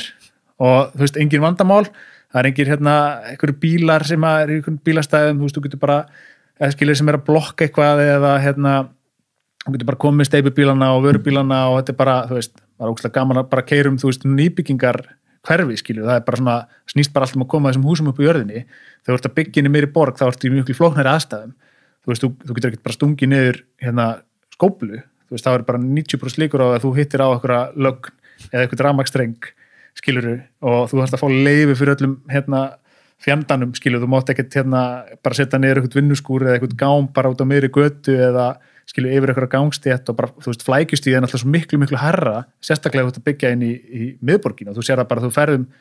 fer bara miðborginu í dag, hún bara ekkert nema einhverja appelsínugul skilti einhverja hjáleiðir, þú veist, vegna þess að það bara einhverja gatna og lagna og hótelframkvæmdir út allar trissur, skilju, flækjustíð svo miklu herra. Ok, þannig á þess að skjóta einhvern þá einfaldara að bara reiða nýtt land og byggja þar sem þýðir að byggingaraðili sem vil hagnast á því að byggja hús, hann fer bara einfölduleiðina sem þú að byggja bara í rauninni á nýju landi. Já, pressan bara núna, skilju, núna þarf að leysa húsnæðisvandan, skilju, við sjáum bara þetta unga fólk sem þarf að búa lengur í foreldrahúsum, það þúsundir fólk sem býr í ólöglegu húsnæði á höfuðborgarsvæðinu, skilju, bara í iðnaðarhverfum og fleira. Þannig að þú veist, vandamáli alltaf bara, við þurfum nýjar íbúðir strax og það eiga að vera ódýrar. Og þú veist, þegar þú ert undir slíkri pressu og ert að starfa undir hann í kringumstæðum sem bara raunin, skilur við, þetta ekkert bundið bara við Reykjavík, þetta bundið bara við öll borgarsamfélög sem í örum vexti, þú veist, þá freistnivandinn, hann svo gríðarlegur að segja bara, skipuleggjum bara nýtt útkverfi, skilur, bara er bara eitthvað tún eða, þú veist, einhver auðn, við erum ekki fyrir neinum, dúndrum bara upp nýju hverfi, skilju, og bara komum þessum íbúðum á markað og mörguleiti eru bankarnir mjög hrifnir af því líka, þú veist, að því að allt stýris þetta líka bara að aðgangi að lánsfé, bankarnir eru einhverleiti, mörguleiti hrifnar af því að lána fé inn í svona framkvæmdir eða verkefni sem eru tiltölulega, það sem að óvissu þættin eru tiltölulega fáir og þeir eru mun færri í svona greenfield, þetta kallað greenfield versus brownfield í fræðunum, það að segja greenfield bara grænt opið svæði á meðan brownfield eða greyfield eru gömul svæði sem að voru áður notuð í eitthvað annað, skilur, hvort maður iðnað eða atvinnustarfsemi eða eitthvað slíkt. Þannig að þú veist, það rosalega freistnivandi í skipulagsmálum almennt að hleypa bara stað uppbyggingu í jaðri byggðar eða eitthvað starf sem engin byggð fyrir, vegna þess að það einfaldara, það fljótleira og það mörguleiti þar alveg ódýrara. En þá komum við að þessi langtíma hugsun og þessum raun kostnaði við mismunandi tegundar af byggðarmynstri og það, fyrir þig að kaupa þér íbúð í útjaðri byggðarinnar á 35 milljónir eða 36 milljónir, nefnir bara eitthvað dæmi, auðvitað það freistandi fyrir því sem ungan mann að hugsa bara, herði, þetta hérna frábær dýll fyrir mig, skilur, bara ég get keypt hérna nýja íbúð á, þú veist, bara ég fengi ekki hérna kjallarahóli í miðbænum fyrir hérna pening. En svo, þú veist, áttu kannski fjölskyldu, þú ert með konu og 1 barn eða 2 börn og þið eru öll að vinna einhverstaðar allt annars staðar, en það engin vinnustæðir alla jafna á þessum svæðum. Þú veist, þetta er bara eins og ég var að tala áðan, þetta er svona ákveðin svona, þú veist, svæðiskipting í gangi, skilur, þetta er hérna, það er ekki fjölmenni vinnustæðir í þessum nýju hverfum, eðlilega, þeir eru allir einhverstaðar annars staðar í það sem að byggðin hefur verið lengur að þróast. Þannig að þá ertu komin, það stendur fram fyrir þessi, ok, íbúðin kostar miklu minna, en ég þarf að reka bíl og ég bel 2 bíla. Hvað kostar það mikið á ári, skilu, hvað getur þú gert, hvað getur þú til og með skiptið miklu dýrra húsnæði fyrir 100-200 skall sem þú þarft að eyða á mánuði í bílnúmer 2. Og ofan á það, þá þarft að fara að reikna þitt svona eigið tíma virði, vegna þess að eftir þessum býrð lengir burtu, og við getum svo sem tekið diskussjón það, hvernig hérna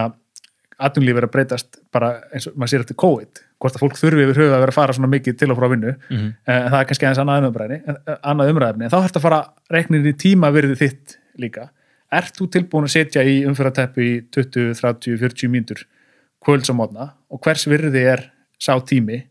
fyrir þér og hvaða máli skiptir hann fyrir þína fjölskyldu eða þú veist, þína áhuga mál eða hvað það er sem að þú vilt gera við hérna frítímaðinn. Þannig að þegar þú byrjar að reikna þessa hluti bara inn í þitt persónulega, bara svona þessi innri áhrifin á þitt líf og svo byrjar að taka kannski ytri áhrifin sem er miklu erfiðar að festa fingur á, sem eru til dæmis bara umhverfis áhrifin af mikilli bílaumferð, hvort sem að það eru sko venjuleg bílar eða í framtíðinni sjálfvækandi bílar, slitið á gatnakerfinu, svifryki sem þyrlast upp, algjörlega óháð því hvernig mótor er í bílniðinum, þú veist, vissulega rafmagnsbílar langtum betri fyrir umhverfið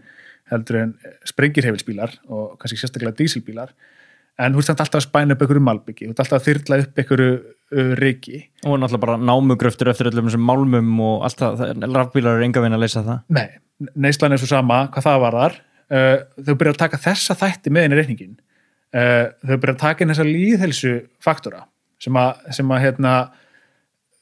bara við Íslendingar, lýðhelsa á Íslandi, hún fer stöðugt versnandi, stöðugt meira álag á heilbrigðiskerfið, að stórum hluta bara vegna kyrrsetu. Fólk hreyfir sig ekki nú mikið í daglegu lífi, vegna þess að það til dæmis situr allt og lengi í bílunum sínum og fer svo í vinnuna og sestu eitthvað skrifborð og situr við það allan daginn. Þannig að þú ert ekki nú mikið, við erum ekki eins mikið að hreyfa okkur og við gerum áður, þannig að það skapar alls konar svona bara lífstilsjúkdóma og þú veist bara hvort sem það er eitthvað kransaðastíflur eða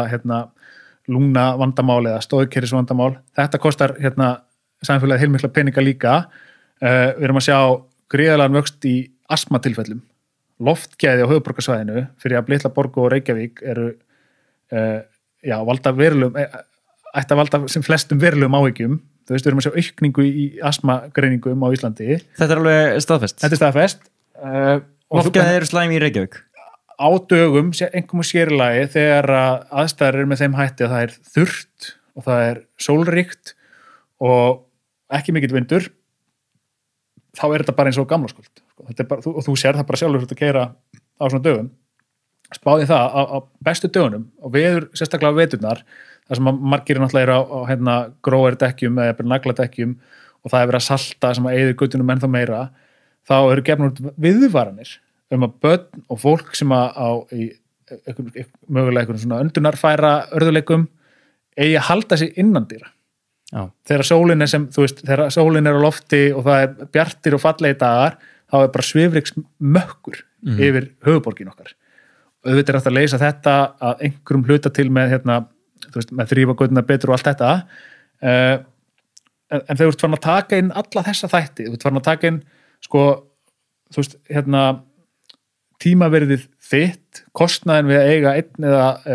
2 bíla og ætla svo að fara að reikna út þessi sem ég kalla ytri áhrif, sem eru umhverfis áhrifin, lýðhelsu áhrifin og tökum líka dæmum þegar þú ert farin að eyða svo miklum tími að fara til á milli staða, þá hefur bara miklu minni tíma til að elda þér hollan mat. Þegar ég kem heim á vinninni klukkan 7:30, þú veist, með 3 glórhungruð börn, skiluru, og ég alveg stektur, búin að vera í umferðinni, þú veist, kannski 30-40 mínútur, þú veist, þá miklu einfaldara bara að panta pítsu eða, skiluru, kaupa hamborgara eða gera eitthvað, þú veist, super einfalt sem að alla jafna óhollara heldur hún að elda svona staðgóða heilnæma máltíð, þú veist, og við sjáum bara hvað, þú veist, og ég seilast ansi langt núna hérna, skiluru, ég að heimfæra, þú veist, rosa marga þætti lífsins einhvern veginn yfir á, hérna, eitthvað sem skipulagsmál geta haft áhrif á, en þú veist, hugsum samt þetta allt saman í einhvers konar heildar samhengi, og hvaða raunverulega þýðir að þenja út byggðina með það að markmiði að bjóða upp á ódýrt húsnæði eða hagkvæmara húsnæði heldur en til dæmis að fara þá leið sem að hefur lögð áherslu á núna á höfuðborgarsvæðinu, sem að nýta innviðina betur, reyna að koma fleira fólki fyrir inn í borgunum, innan núverandi hverfa, gera þeim kleift að eiga, já, þó var ekki nú bara 1 bíl í staðin fyrir 2 og komast kannski til og frá vinnu labbandi eða hjólandi, geta sótt sér verslun og þjónustu gangandi eða allan með í svona styttri ferðum heldur en ella. Hver virðis í rauninni aukningin af slíku samfélagi, hvað hún verður mikil versus, þú veist, þessi dæmi sem ég var að nefna þarna áðan. Einmitt, og líka bara eins og þú segir að sækja sér þjónustu, það sem gerist með þessari útkvarfabyggð náttúrulega það að þú býrð þarna bara einhverstað lengst út í raskati og þarft að eiga 2 bíla til þess að fara allt, og þegar þú ætlar að fara og ert búin að taka ákvörðun að keyra út í búð, þá þetta ferður bara í Costco fyrst þú ert að keyra in first place, sko. Þú veist, þú ert að geta, þetta bara svo mikil andstæðan við það að labba á slátrarana hotninu og einhverja kjörbúðir og eitthvað svoleiðis. Absolutt, þetta þú veist, og ég held kannski þú veist, að varast að tala að fólk búist árið í raskati, þetta náttúrulega, þú veist, maður verður að passa sig, sérstaklega þegar maður á kafi í skipulagsmálunum, maður má ekki festast í einhverjum trúarbrögðum, og maður verður bara virðingu fyrir lífstíls ákvörðunum fólks, skilur, það er fullt af fólki sem að kýs sér bara þennan lífstíl og er fullkomlega meðvitað kostnaðinn sem að honum fylgir og tíman sem að fer í að komast til að fá vinnu og vil samt búa svona, þú veist, og það er bara, það er bara ákvörðun hvers og eins, skilju, og sérstaklega kannski á okkur ákveðnu tímabili í lífinu. Það viltu bara, þú veist, hafa aðgengi að einhverjum stórum garði og skilju, geta veitt börnunum, þú veist, það frelsi að vera með eigið rúmgott herbyggi og svo framvegis, skilju, ég held að, þú veist, maður skilur alveg, þú veist, að fólk kýs sér hennan útkverfa lífstíl, kannski á einhverjum tímpunkti í lífinu. En að því vorum að tala þú veist, samgöngur, vorum að tala borgarlínuna og samgöngukerfin og allt þetta, og eins og þú nefnir, þú veist, þegar þú ert komin í þennan pakka, að þú ert hvort alltaf á bílnum, þá ert einmitt alltaf, þú veist, þá er svo freistandi fyrir þig að sækja bara þína þjónustu í Costco eða í þessa, þú veist, þessa svona vöruhúsa kjarna, skilur, hvort sem það út á Örfirisey, út á Granda, það sem að, þú veist, er komin svona massi af Netto og Bónus og Krónunni og Bíkó og Elko og allt þetta, frekar heldur en að vesla bara við, þú veist, inn í þínu hverfi, og fyrir vikið þá náttúrulega hefur borgin þróast þannig að allar þessar litlu hverfisveslanir og þessar svona kjarnar, þeirra hátundi verulega tökka sækja og að miklu leyti bara horfnir. Þannig að skipulagið, þú veist, sem hefur verið viðhaft í Reykjavík og svona áherslur í skipulags- og byggingamálum hefur einmitt orðið til þess, og þetta er bara svona klassískt dæmi skipulagsákvörðun, til dæmis bara Grandinn, skilur, hafa alla þessa þjónustu hana á einum og sama blettinum í algjörlega út í aðri byggðarinnar, gera það verkum að í þéttasta hverfi Reykjavíkur, skilur, miðbænum og vesturbænum, þar, við erum með Melabúðina, við erum með Pétursbúð, að öðru leyti hefur svo erum við með náttúrulega í miðbænum sjálfum alls konar veitingastæði og kaffihús og fleira, og við erum með kaffihús Vesturbæjar á Hofsvallagötunni og Melhaga, en að mestu öðru leyti hefur þjónustan færst út úr hverfunum, og það er verulegt umhugsunarefni, ekki síst núna þegar við ætlum að fara að veita einhvern 50 milljörðum allavegna í fyrsta áfanga borgarlínu verkefnisins, eða fyrstu áfanga, að við getum ekki, sko, að því við erum núna erum við að vera að tala einmitt fasteignamarkaðinn og húsnæðisverð og samgöngukerfið og bara almennan svona lífstíl fólks og þú veist, með tilliti til lýðheilsu og svo framvegis. Við verðum alltaf að hugsa þetta allt í heildarsamhengi hlutana. Og ef að okkur á að takast metnaðarfulla markmið til dæmis að hlutfall almenningssamgangna á höfuðborgarsvæðinu fari úr sirka 4% sem það í dag í 12% sem markmiði með borgarlínu, þá þarf það að taka alla þessa þætti með inn í reikningin. Við getum ekki ætlast til þess að fólk, til dæmis, ef við getum ekki reikna með því að fólk noti almenningssamgöngur til að komast til og frá staða, ef að það þarf að byrja daginn á að skutla í leikskólan, skutla í skólan, komast í ræktina og enda síðan daginn á að keyra út í búð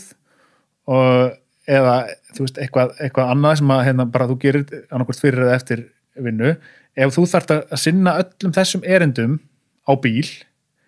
þá liggur það svo sem alveg í augum uppi að þetta sama fólk ekki að fara að taka þennan hring með börnin og allt þetta á mótnana og seinnipartinn og fara í búð, en þess á milli fara á milli staða með almenningssamgöngum. Af hverju borgarlínan einhverju betri heldur en strætó? Og ég meina, og ásókn í strætó gríðarlega léleg, býst ég við? Hún ekkert gríðarlega léleg, en hún 4% er alveg... 4% er langt minna heldur en kannski í þeim borgum sem við viljum bera eitthvað sama við með tilliti til stærðar og breytargráðu. Þrándheimur, Álaborg,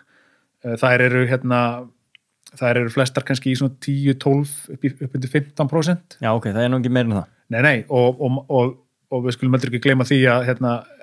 hlutfall einkabílsins eða svona fjölskyldubílsins í samgöngu dagsins dag eitthvað kringum 75%, en þessi háleitustu markmið snúa því kannski að færa þannig svona 58-59%. Þannig að jafnvel þó að verkefnið gangi algjörlega upp og við náum öllum okkar markmiðum, þá samt meiri hluti fólk sem mun halda áfram að vera á sínum bíl. Já. Við erum ekkert inn skýjaborgum held ég sem samfélag með það að af því hvernig borgin hefur byggst upp og hvernig hún hefur verið undirlögð í rauninni bara af gatnakerfi og svo bara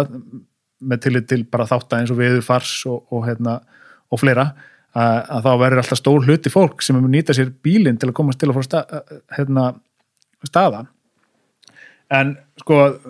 þú segir af hverju strætókerfi svona lélegt og hver munurinn á núverandi strætókerfi og borgarlínunni. Ég vil samt kannski ekki endilega kalla lélegt, heldur bara svona óvinsælt. Ég skil ekki stundum sjálfur, ég hugsa út í það bara, af hverju nýti ég mér ekki strætó? Já. Og þá kannski hugsa, að ég á bíl. Það bara ofreistandi. En þú veist, þetta einmitt svolítið svona, þetta svolítið áhugavert að heyra og ekkit óalgengt að þú ert í rauninni í aðra röndin að segja að strætókerfi sé lélegt, en hinn röndin eftir að segja að þú takir aldrei strætó. Já, algjörlega. Þannig þú ert bara að gefa þér að strætókerfið 100%, og þú veist, svo það sé bara hreina línur, ég bara manna verstur í þessu og síðan í þokkabót og við erum báður að hlaupa. Við hlaupum út allt. Þú keyrir frá heimilinu þínu á staðin þar sem við hittust og hlaupur síðan aftur að heimilinu þínu og síðan frá því tilbaka og keyrir síðan aftur heim, eða fattar við? Samt hlaupum við yfirleitt framhjá húsinu mínu. Já, ég að segja það. Þú hlaupir framhjá því og þú veist, og ég ger þetta líka og meira segja að maður liggur við að maður keyrir ræktinu og fór hlaupabrettið þar. Já, og það þekkt dæmi fólk sem að ringsólar, þú veist, bara fyrir fram að völklass og það býja til stæði sem er alveg nálægt og svo þú veist ferða inn og hleypa 15-20 km á hlaupabretti Einmitt. En varandi munin á strætó er núverandi svona strætókerfi og svo borgarlínunni kannski einna helst sá að borgarlínan verður svona hágæða almenningssamgöngukerfi. Það tala um BRT, Bus Rapid Transit, og það þýðir rauninni að vagnarnir, borgarlínu vagnarnir munu keyra í sérrými og það kannski það sem hefur mætt taldast mikil í gagnrýni, það það að það þýðir á mörgum stöðum þar sem að borgarlínan mun farum verða akreinar teknar frá almennri umferð og gerðar sérrými fyrir borgarlínuna, fyrir borgarlínuvagna. Og hvað þýðir það? Jú, það þýðir að ólíkt sem strætó í dag, þá mun borgarlínan ekki vera föst í almennri umferð. Hún mun bara komast leiðar sinnar algjörlega óháð því hvað mikil trafík hverju sinni. Okay. Og við sjáum alveg vísi að þessu í núverandi kerfi, þú sér bara rauðu akreinar. Það verður bara tekið alla leið. Þannig að borgarlínan á allstaðar þar sem að því verður viðkomið að keyra í sérrými. Allt sem að viðkemur svona miðasölu kerfinu og hvernig þú ferð í og úr vagninum mun líkast miklu frekar bara svona eins og að vera á lestarpalli heldur en í strætóskýlum eins og við þekkjum við í dag. Það að segja að það enginn sem eitthvað að fara að tjekka á miðanýðinum með eitthvað slíkt, þú bara vagnin opnast, þú getur labbað inn allar hurðarnar, skilurðu hvort sem er aftan eða framan eða í miðunni og svo bara lokast það sjálfkrafa aftur og þú þarft ekki að vera í neinum svona, það ekkert interaksjón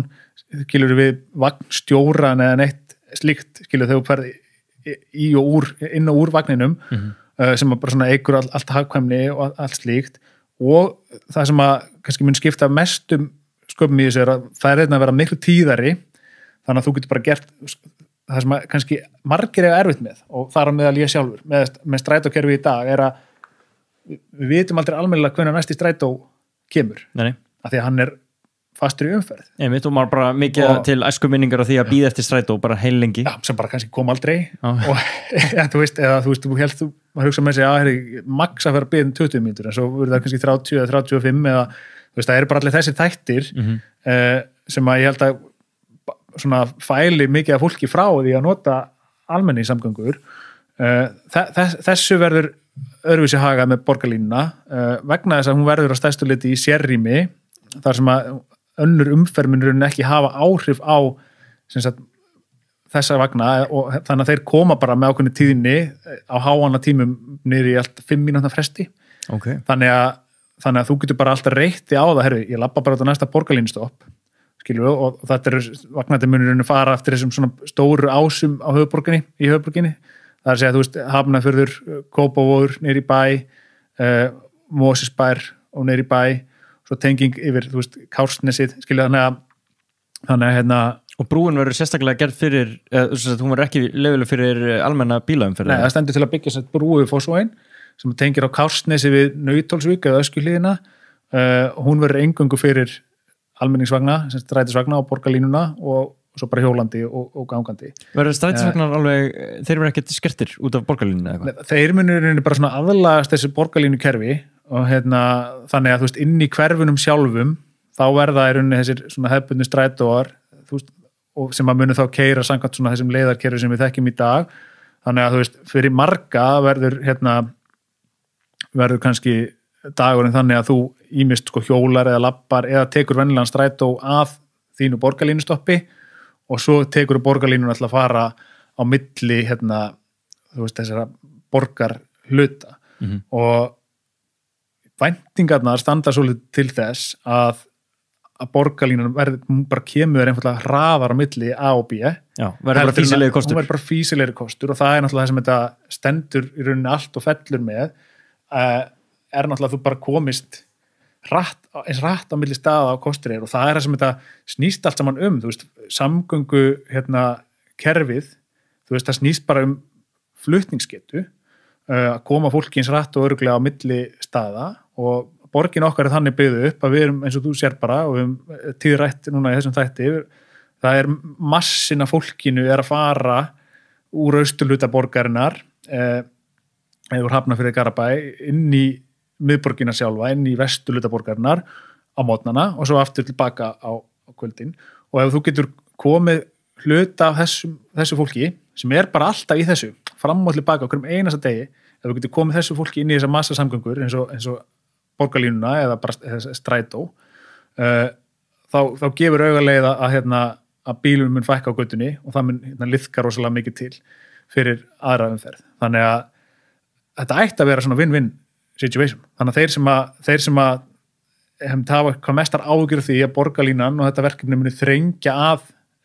einkabílnum og núverandi ferðamátum, ég held að þeir ætti að geta hvílt nokkur rólegir í því að ef þetta gengur allt saman upp og okkur tekst þetta að byggja upp þetta hágæða almenningssamgöngukerfi,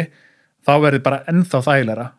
miklu þægilegra fyrir þá að vera á sínum bíl, af hvaða ástæði sem það kann að vera, kannski þetta iðnaðarmenn eða kannski þetta fólk með fjölskyldu, þú veist, ástæðunar eru mjög margar fyrir að fólk, þú veist, kýsa að vera á bíl og mun gera það áfram þrátt fyrir hérna borgarlínuna, en fyrir fjölda fólks þá held ég að þetta verði raunhæfur möguleiki og það það sem að verið að leggja verulega fjármuni í og bæði í rannsóknir og þróun þessa verkefnis að þetta muni virka, en þess að eitthvað verður að gera, en þess að kerfi í dag er sprungið og það bara hefur sýnt sig og rannsóknir og kannanir og alls konar módel hafa bara sýnt fram á það að þetta er besta leiðin. Hvað framtíðin byrja sköld sér, varandi til með sjálfókandi bíla og fleira, þá held ég líka að þetta sé mikilvægt skref í þá átt, vegna þess að eins og við vorum að tala um áðan, tæknin í sjálfókandi bílum, þetta byggir alltaf okkur í gervigreind og ef við getum tekið fyrir þessi sérrými sem að munu kannski fyrstu 10 árin nýtast undir hefðbundna svona borgarlínuvagna með bara bílstjóra, þá verða þeir vantarlega sjálfvakandi með tíð og tíma og þá í mjög svona fyrirfram skilgrindum aðstæðum, þú veist, þannig að þá ætti að vera einfalt að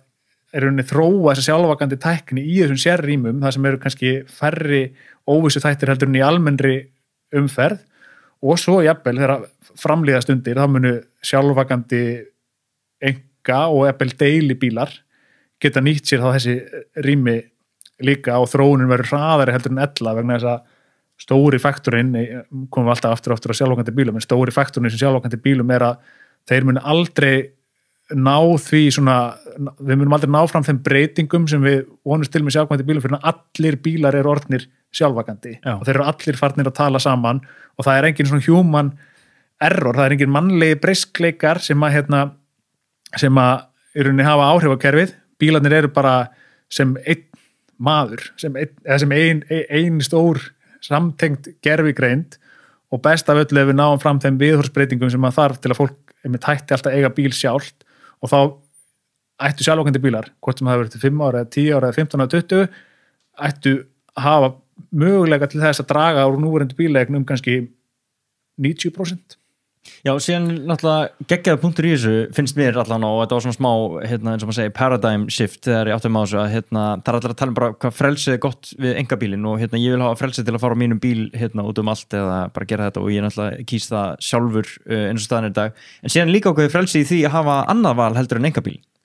Absolutt, og geta bara blanda þessu saman. Einmitt, að bara hafa frelsi til þess að taka hopplaupahjól eða taka borgarlínuna og það er bara físilegu kostur, það er ekki út af því þú ert bara eitthvað, ég tek á mig að stiðast við borgarlínuna eða strætó eða rafmagnslaupahjólinu eða eitthvað, heldur bara þetta hentar betur, þetta er bara betri lausn heldur en engabílinn. Það er það sem þetta náttúrulega snýst allt saman og annars vegar, þetta sé betri lausn fyrir þig sem bara í þínu daglega lífi og náttúrulega, og það sem við kannski höfum ekkert rætt sérstaklega mikið núna, en það er líka bara þessi betra fyrir umhverfið. Af því það er náttúrulega stærsta viðfangsefni okkar tíma. Það er bara eru loftslagsbreytingar og allt sem að þeim fylgir. Og það skiptir gríðarlega miklu máli í þessu líka. Og svo náttúrulega eru lýðheilsumálin, eins og við tölum um áðan, allar ferðir með almenningssamgöngum eða hopphjólum eða rafhlaupahjólum eða svona, allir virkir ferðamátar byrja yfirleitt að enda með eitthvað skonar göngutúr eða reiðhjólatúr og þú veist, það getur haft svo gríðarlega mikil áhrif á bara heildar svona lýðheilsu þjóðarinnar með tilheyrandi sparnaði fyrir heilbrigðiskerfið og bara almennri bættri líðan almennt. Þannig að þú veist, það er svo mikil að vinna að reyna að brjótast út úr þessu munstri sem við erum í dag. Hvað alla þessa þætti varðar. Einmitt, og ég held að sé engin sjúkraþjálfari sem myndi ekki vilja skrifa upp á 10 mínútna göngutúr á dag fyrir sína sjúklinga, sko. Hvað þá að hann bara innbyður út af því að hann tengist ferðamátunum þínum, sko. Akkurat. En það vill náttúrulega enginn vera neyddur til þess að þurfa að taka hann göngutúr og þú veist, þú vilt einhvern veginn hafa valið og ef ég vil bara drífa mig á bara best að hoppa út í bíl og keyra á stað. En síðan líka einn punktur, og eins og maður finnur það þegar maður ferðast í Danmörku eða London í þessum almenningssamgöngum, bara hvað er oft, sko bara einhvern veginn svona góð stemming yfir samgöngunum stundum, ég er ekki að segja á háannatímum, en bara sitja, lesa einhverja bók, bara slaka hans á og býða eftir að vera komin á rétta stað frekar heldur að vera í svona umferðar asanum, sko, það er náttúrulega agalegt. Já, sko, það er einn ég man ekki hvað hann heiti núna, borgarstjóri held ég Kólumbíu eða eitthvað sem að sagði, sko, þróuð lönd eða þróuð ríki ekki lönd þar sem að henni fátæku eiga bíl, heldur það sem henni ríku taka almenningssamgöngur. Og það mitt svona, ég hugsa oft til þess, ég var að vinna hérna í svona fjárfestingarsjóði eða svona fjármálafyrirtæki fyrir nokkrum árum og var að spjalla við þar einn hérna svona flottan svona hérna peningakall sem að var að segja mig bara að hann var að flytja og hérna og að meikaði fullkomin sens fyrir hann að taka strætó til og frá vinnu. Þú veist, hann fer bara frá A til B á mótnana og tilbaka, þú veist, síðdegis. Svo hann bara á skrifstofunni. Og hérna, þú veist, og skrifstofun var í miðbænum, P1, skilur, kostar 12-1500 kall á dag að leggja þarna, skilur, og hann var að segja bara, ég get bara tekið hérna, bara þessa leið hérna, og bara stoppa beint fyrir utan húsið mitt, stoppa beint fyrir utan skrifstofuna og bara ekkert mál. Og ég bara, já, en okkur gerir það ekki? Og hann segir, maður vill ekki að, hérna, ég vill ekki allir haldi ekki búin að missa prófið. Já, einmitt. Og þetta var raunverulega ástæðan fyrir því. Að, hérna, viðhorf hans og svona hans félagslega mingis til þeirra sem að taka strætó, að ef einhver á þeirra, hérna, úr þeirra stétt sæðist borðið strætó, þá myndi allir hugsa strax heldur ekki að hafa misst prófið. Sást í strætó. Spáði þetta. Það er hræðilegt. Þú veist, þetta er lítið dæmi, en þú veist, það er þessi viðhorfsbreyting sem að skiptir svo miklu máli líka. Og það er það sem þú tala eins og í London eða, þú veist, hvaða stórból sem það er bara stemning að taka, þú veist, metróin eða tjúpið eða, þú veist, sporvagnana, hver sem það og ég meina, þú veist, ég saknaði þess svo mikið að búa í borg, þar sem ég gæti bara hlamma mér hérna aftan í einhvern almenningsvagn, skilju, eða lest eða strætó eða hvað sem það var og bara tekið upp síman og farið að, þú veist, senda tölvupósta eða bara hanga á Twitter eða Instagram eða, skilju, bara svona svolítið látið líða úr mér, sko. Þú veist, bara meðan ég er að fara á milli staða, þú veist, það er einhvern veginn, og það sem er svo áhugavert við Íslendinga að, þú veist, við ræðum þessi samgöngumál og almenningssamgöngur og skipulagsmál og allt þetta, að flestir Íslendingar hafa búið, eða margir Íslendingar hafa búið erlendis, þú veist, til dæmis í Kaupmannahöfn, sem er bara, hérna, þú veist, eins og borg í heiminum sem stendur hvað fremst með tilliti til dæmis hjólreiða og almenningssamgangna og voru hérna klára eitt dýrasta neðanjarðar lestarkerfi í heimi. Þú veist, Íslendingar elska búa í Kaupmannahöfn og myndu aldrei nokkuð tímann eiga bíl þar.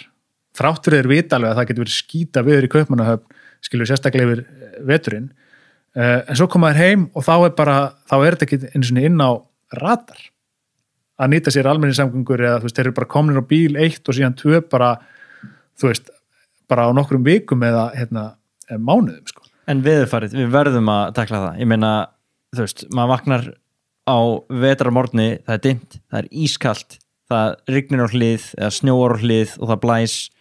Hvernig er hægt að keppa við þetta þegar að, eða hvernig á það að vera make eitthvað sens að taka 10 minna göngutúr út í samgöngunar? Eru til sambarilega dæmi út í heimi það sem þetta virkar? Að sjálfsögðu. Ég meina,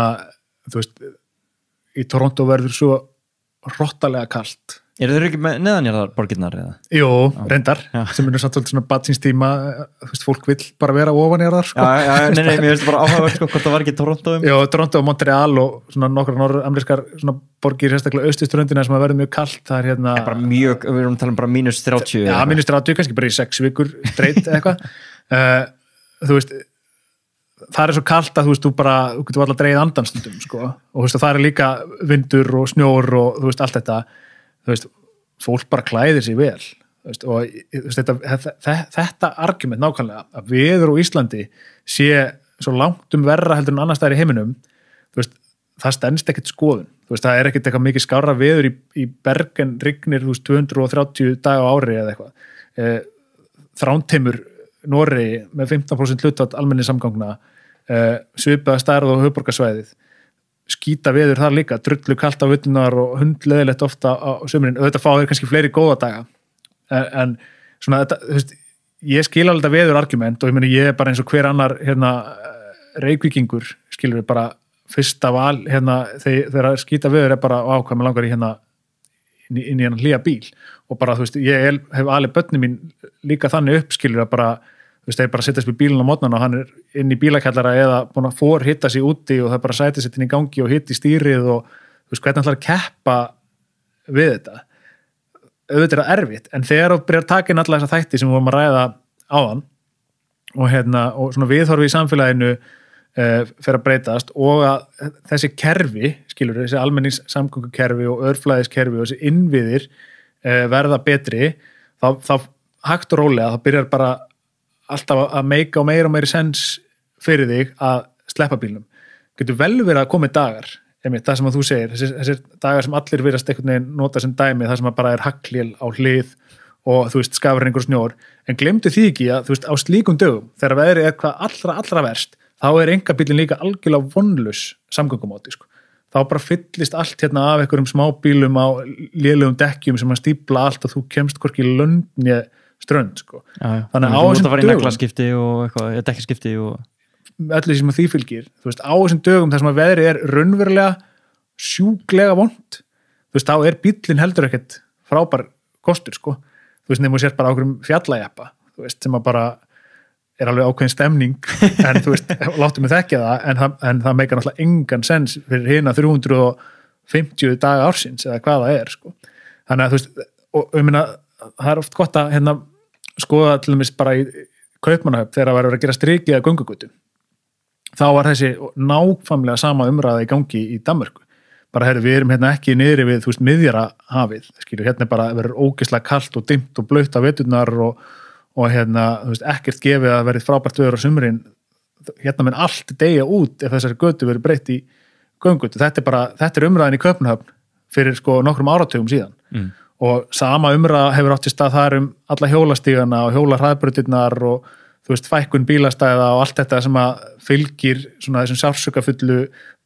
breytingum borga í átt að fjölbreyttari ferðamátum. Allt sömu rökin og við erum að heyra hérna á Íslandi eru notuð í þeim borgum sem að við síðan horfum til í dag sem svona fyrirmyndar borgir í hvað maður að segja, mannvænu og svona líflegu borgarlífi. Þú veist, spáði það að þú veist að það var bara fólk sem að fann allt strikinu til foráttu þegar það var verið að keyra þær breytingar í gegn, sko. Vildi bara, þetta er í bílagata. Vallarstrætið í Reykjavík, sem er gatan sem að liggur meðfram Austurvelli, þú veist, með Austurstrætið, og svo ertu með, þú veist, bara hina hliðina sem snýra Austurvelli. Já. Þetta var náttúrulega bara bílagata fyrir ekkert neitt rosalega mörgum árum síðan, sko. Já, ok. Nákvæmlega sama umræða þá. Á að fara að loka vallarstræti fyrir bílaumferð. Það meikar engan sens. Nei. Getur þú ímyndaðir ef að bílar væru keyrandi núna, þú veist, meðfram Café París eða Duck n' Rose og þú veist, enska barnum og hvað þetta heitir allt saman, það sem að allt smekk fyllist af fólki bara leið og sólin lætur sjá sig. Einmitt. Það er náttúrulega, þarna er svolítið verið alltaf að þrengja það, sko, að þú veist að það er erfiðar að finna stæði, það er dýrara að leggja, það eru færri götur og það er bara smá vesen að vera á bíl niður í miðbæ, eða ekki? Og það er kannski smá markmið, bara ekki vera á bíl niður í miðbæ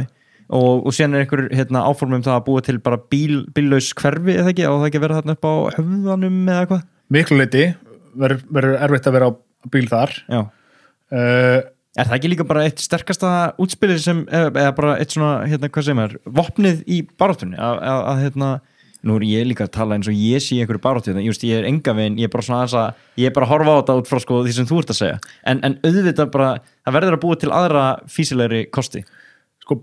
það liggur náttúrulega augum upp að bílaborgir þrífast ekki án bílastæða. Bílar eru kyrrstæðir 90% tímans. Hugsaðir það, standaði bara kyrrir, enginn er inn í þeim, enginn er að nota, gerir ekki neitt að taka plás og jafnvel leika olíu eða eitthvað þaðan af verra. Þannig að leið og þú byrjar að kroppa í bílastæðin sem er mikið gert, ekki síst hjá borgum sem er að stemma stigu við svona þessum trendum sem við höfum verið að ræða í þessum núna síðastu klukktíman eða svo. Leið og þú byrjar að ýmist gera bílastæðin dýrari sem að mörguleiti er alveg að færa rök fyrir að þau eigi að vera. Ég meina, land er bara auðlind, takmörku auðlind, sérstaklega í borgum og miðborgum. Þú veist, bara bílastæði er bara, þú veist, eitthvað svæði sem þarf að malbygga og þarf að moka og þarf að salta og það er heilmikil kostnaður sem að fylgir í að leggja land undir bílastæði. Og það er líka bara svo kostnaður að þetta gæti verið eitthvað annað. fyrir utan það og auðvitað á að kosta að leggja þannig að þú veist, borgir að fara kannski 3 leiðir í þessu og Reykjavík er náttúrulega ekki að finna pjóli hérna að neinuleiti, það er að gera bílastæði dýrari og bara almennt að leggja gjaldskyldu á öll bílastæði sem eru til dæmis í eigu borga, þetta eru marga borgir að gera það er að fækka bílastæðum bara hreinlega að fækka þeim eða breyta þeim í bara eitthvað annað, útisvæði, garða við hvað er hægt að byggja á bílastæðum það er margir svona bílastæðir til dæmis í Reykjavík sem væri hægt að byggja á og svo eru borgir að fara svona gjaldtökuleiðir líka sem að ég held að upp á íslensku séu að köllu flýtigjöld og verða mögulega hluti að fjármögnun borgarlínunar þar að segja að það eru búinir til bara svona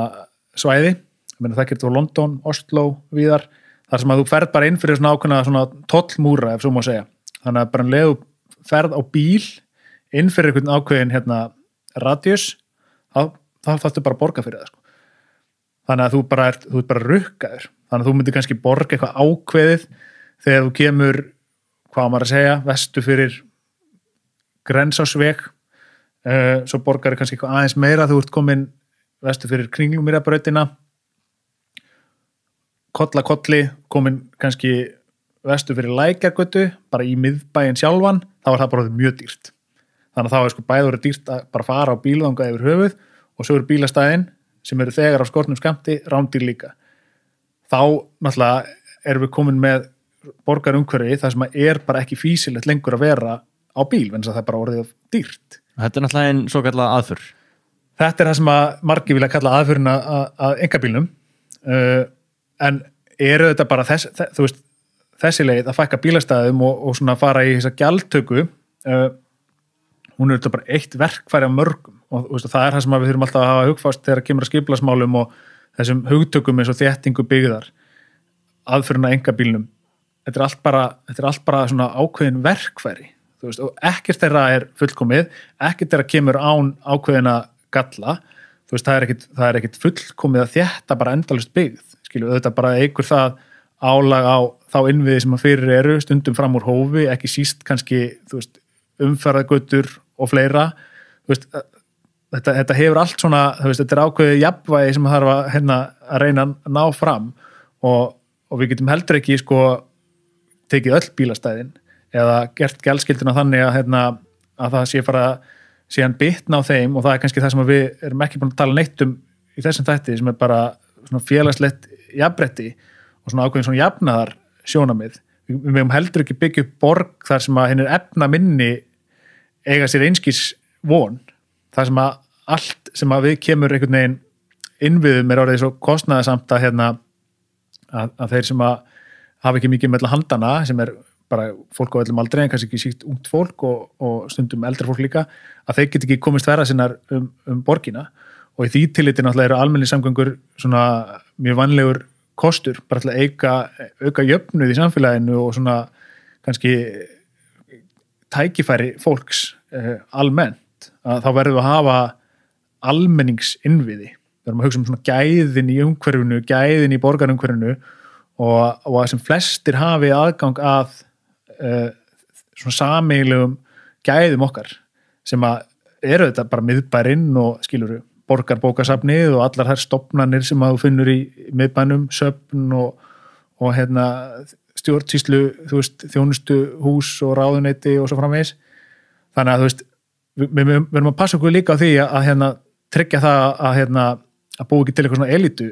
samfélag. Og það er svolítið snúið, sérstaklega þegar kemur að þéttingu byggðar og byggja á dýrum svæðum, dýrum verkefnum, hvernig ætlar að tryggja það að það sé ákveðin félagsleg blöndun? Hvernig ætlar að tryggja það að við búum ekki bara til einhver hverfi það sem að býr bara ákveðin tegund af fólki? Samfélagið er náttúrulega bara alls konar og fólk bara er á ólíkum toga, ólíkum uppruna, ólíku þjóðerni með mismikið á milli handana og við Íslendingar teljum okkur náttúrulega vera svona tiltölulega stéttlausa þjóð og svona berjum okkur brjóst að hér ríki nokkuð mikill jöfnuður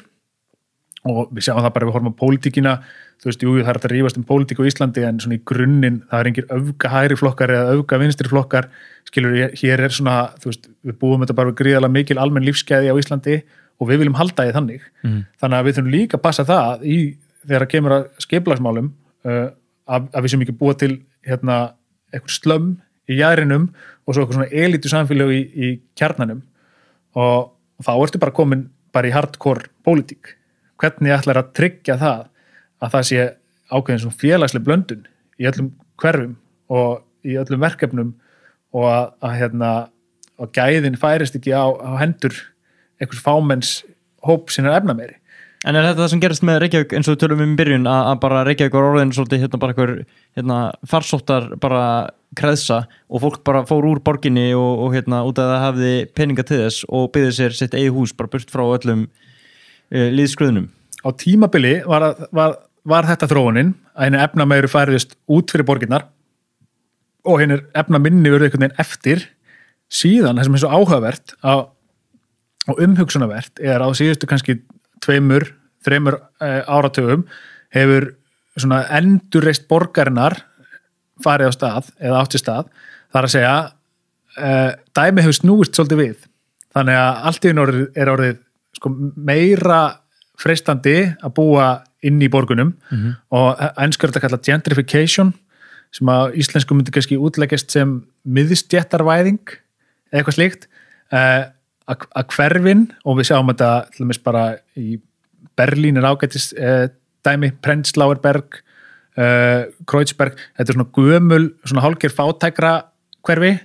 sem að þróast síðan yfir að verða svona suðupunktur menningar, það sem að lista fólk kemur saman og það opnast stúdíó og skemmtistæðir og barir og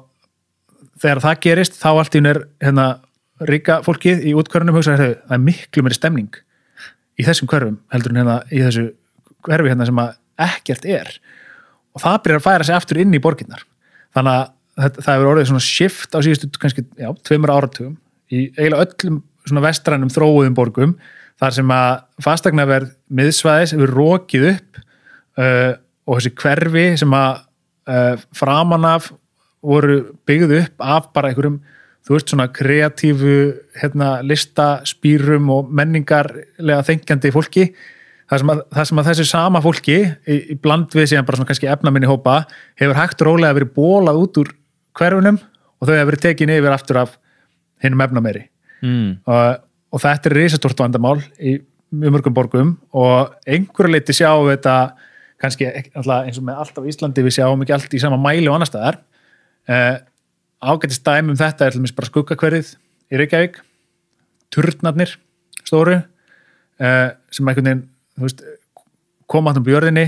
skyggja á útsýni allra hinna fyrir aftan, varpa bara bókstaflega einhvern veginn skugga yfir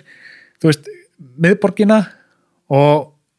fyllast þessi hús af ýmist bara einhverjum fjárfestingum skilja það er að segja fólk sem býr ekki einu sinni í þessum húsum eða svona, þú veist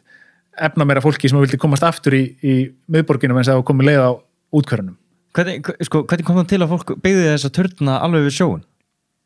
Er ekki talað að maður er að byggja háhús efst á hæðunum og síðan svo maður skikki ekki útsinni annara? Ég held að sé flestir sammálum það að turnarnir við Lindagötuna og Skúlagötu séu ekki frábært dæmi góðar skipulagsákvarðanir. Okay. Ekki síst vegna þess að það er ekki einu sinni þjónusta á jarðhæðunum.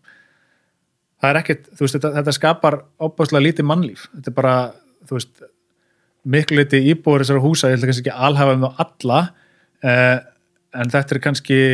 hópur fólk sem að er komin að eftirlaun eða svona hefur meira á milli handana og er kannski bara, þú veist, keyrir inn í bílakjallarann, tekur lyftuna upp í íbúðuna sína, aftur niður í bílakjallara, keyrir síðan eitthvað annað sem að, þú veist, er bara ákveðin er þetta bara ákveðin lífsgæði ef við tekja fram að ég bý í húsi með bílakjallara og gerir þetta sjálfur á hverjum degi en þetta skapar ekki náttúrulega mikið mannlíf á götunni og þetta býr ekki til eins og sameiginleg gæði. Andstæða getur verið að búð eða einhver svona lítil krambúð er á hotninu, þú lappar niður verslar þar og þú veist, einhver svona hárgreiðslustofan er þarna hliðin á eða hvað eru að tala um? Já, við erum kannski að tala um það að svona þetta svona að varveita kannski anda þessa gamla miðbæðir. Við hefum bara einn miðbæ í Reykjavík og ef til vill hefði farið betur á því að byggja bara meira svona í takt við hann, lágreistari hús, verslun og þjónustu á jarðhæðinum sem auðvitað orðin raunin eða þú fer á Hverfisgötunni eða Laugaveginn, það hefur grundvalla breyting hvað þetta varðar í miðborginni, jafnvel þannig að mörgum finnst of. Nú sjáum við bara svo mikið tómu verslunar og þjónustuhúsnæði, eins og það er bara komið offramboð, sko, allavega eins og sakir standa. En þetta er svona gott dæmi það sem er byggt fyrir mjög svona afmarkaðan hóp fólks og uppbyggingin með þeim hætti að hún skerðir lífsgæði annara. Og það er ekki gott. Hún hvort sem það er skuggavarp eða vindstrengir eða bara svona almenn ásýnd og áhrif á mannlíf. Þú veist, við verum að passa okkur þegar við verum að ráðstafa landi að það sé ekki á kostnað annara. Betra dæmi uppbyggingu sem ætluð efnameira fólki niður á Austurhöfn, þar sem að vera að byggja núna nýtt Edition 5 hótelið. Þar bara hliðin á Hörpu. Já, við hliðin á Hörpu, þar eru líka lúxíbúður. Þar er þjónusta á jarðhæðinni, þar er bara byggt upp, þú veist, upp í hvað þetta, 7-8 hæðir mestalagi, jafnvel bara 6 og þú veist, það er ekki verið að ganga á gæði annara, það er ekki verið að skyggja á neitt eða valda óþarfa skuggavarpi. Einhverju leitir það kannski svona fer betur á slíkri uppbyggingu þegar það kemur að því að byggja fyrir einhvern ákveðin hóp fólks heldur en dæmin í skuggahverfinu sína. En best af öllu þetta að reyna að tryggja ákveðna félagslega blöndu, af því ég held að vilji enginn búa í einsleitri borg eða einsleitu umhverfi. Er eitthvað dæmi það, veist, er það jafn mikið vandamál og raun ber vitni eða? Ég átta mikið alveg á því hvað dæmi bara að andstæðan við blandaða byggð væri, veist, hvað það vandamál þýðir í rauninni? Það þýðir í rauninni bara að það þýðir í rauninni bara stjættskipting, eða ekki? Já, það þýðir bara stjættskipting. Það þýðir bara að börnin okkar alast upp í einsleitu umhverfi, hitta bara önnur börn sem að koma úr svipum félagslegum aðstæðum, þannig að hægt og rólega þá bara byrja samfélagið okkar að skiptast upp í hópa sem að við sjáum erlendis að bara ekki mjög æskilegt. Við viljum að börnin okkar alist upp með alls konar börnum, með bara ólíkum hópum, frá ólíkum uppruna, með ólíkum þjóðurnum. Þú veist, við viljum búa í samfélagi, held ég, þar sem að svona, þú veist, ólíkir þjóðfélagshópar blandast saman og búa í sátt og samlyndi. Þannig að það sem við þurfum að passa og nú ætlum við sér að fara að hæfast uppbygginga á Vesturbuktinni Reykjavík sem er bara hliðin á Slippnum. Já, niður í bara alveg niður í miðbæ. Já. Og þar er Reykjavík bara til að gera kröfum talsveit hátt hlutverk félagslegra íbúða. Það er að segja félagsbústaðir sem er félagslega húsnæðiskerfi Reykjavíkurborgar er að fara að kaupa upp talsveit stóran hluta af íbúðum þar eða hefur í það minnsta forkaupsrétt af þeim íbúðum. Þannig að þar verða allir lúxusíbúðir. Það er þess að eitt verkfæri sem borgin hefur til þess að tryggja þessa blönduðu bygg. Hún segir bara, þið með byggja 100 segir við fjárfestingarsjóðin eða verktakana eða uppbyggingaraðilan, þið með byggja x margar íbúðir, segjum bara 150 íbúður, 190 íbúður hana. Við viljum að 30, 40, 50 af þessum íbúðum fari inn á almenna húsnæðismarkaðin, inn í almenna húsnæðiskerfi sem er inn í félagslega húsnæðiskerfi. Eða verði stúdendaíbúðir eða verði íbúðir sem eru ætlaðar öldruðum. Þannig að þannig getur borgin með ákveðinu svona forræðishyggju og miðstýringu tryggt það að það verði ákveðin blöndun. Og eins getur hún líka gert það bara með að félagsbústæðir til að kaupa upp mikið af íbúðum og eitt sinn var að þannig að félagsbústæðir keyptu alltaf heil og hálfu stigagangana. Þess að það er ákveðið hagræði því að eiga þú veist, heilan stigagang, þá bara ertu með ákveðin meira hluta í húsfélaginu og getur framkvæmt skilu öllum hæðum í einu og engin vandamál. Síðan þá höfum við átt okkur því að það er ekkit svona félagslega ekki mjög æskilegt að steypa fólki sem þarf að nýta sér félagslega úrræði af sko milljón mismundi ástæðum í sama stigagangin. Það verður bara til svona ákveðið gett og ákveðið slömm. Já, ég skil. Núna er verið að leggja áherslu á að kaupa einu íbúð hér og þar. Skilur þannig að þú kannski býrð í íbúð með 60 eitthvað íbúðum. Þú veist, það er kannski 5 eða 10 íbúðir sem er í eigu félagsbústað, þú er ekki hugmynd það. Af því að eftir sem áður er þetta bara fólk eins og ég og þú og börn eins og börnin okkar og við eigum öll að geta búið saman í samfélagi. Af því það er það sem að gerir okkur þetta bara að manneskjum. Skilur, og maður er bara eins og segir í háamálum, sko, maður er manns gaman. algjörlega. Og þú veist, þannig að borgin getur í rauninni haft eitthvað þetta að segja þetta er það sem að skipulag snýst skilur, eins og ég sagði í upphafi, í grunninn skipulag og skipulags gerð mjög einföld, hún snýst bara að ráðstafa landi, hér á að vera vegur, hér á að vera hús, hér á að vera garður, en þetta snýst náttúrulega, og þess vegna nefndi ég öll þessu ólíku fög áðan, sem að skipulagsfræðin í rauninni snýst að því að þetta getur komið til þess að þú ert komin með einhver verkefni í hendurnar sem að snúa að þessi sem við erum að tala núna, bara herðu, hvernig tryggjum við að byggðin sé sjálfbær, hún sé umhverfislega sjálfbær, við séum að þétta byggðina og nýta núverandi innviði eins vel og kostur en á sama tíma að uppbyggingarverkefnin verði ekki svo dýr að við séum að útiloka ákveðna þjóðfélagshópa eða hreinlega gera það verkum að enginn vill fara á stað og byggja vegna þess að ekonomíst verkefningin og físilegt til þess að stemma stegu við þeim freistni vanda að einhver önnur sveitafélög nenni ekki að bíða eftir þessu rugli og fara bara að byggja í útjaðrinum með öllum þeim svona innri og ytri áhrifum sem við töluðum áðan sem að fylgja því. Þannig að þú ert alltaf í þessum sem skipulagsfræðingur og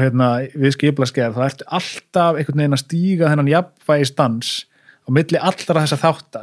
efnahagslegu, félagslegu, hagfræðilegu, umhverfislegu, lögfræðilegu og svo framvegis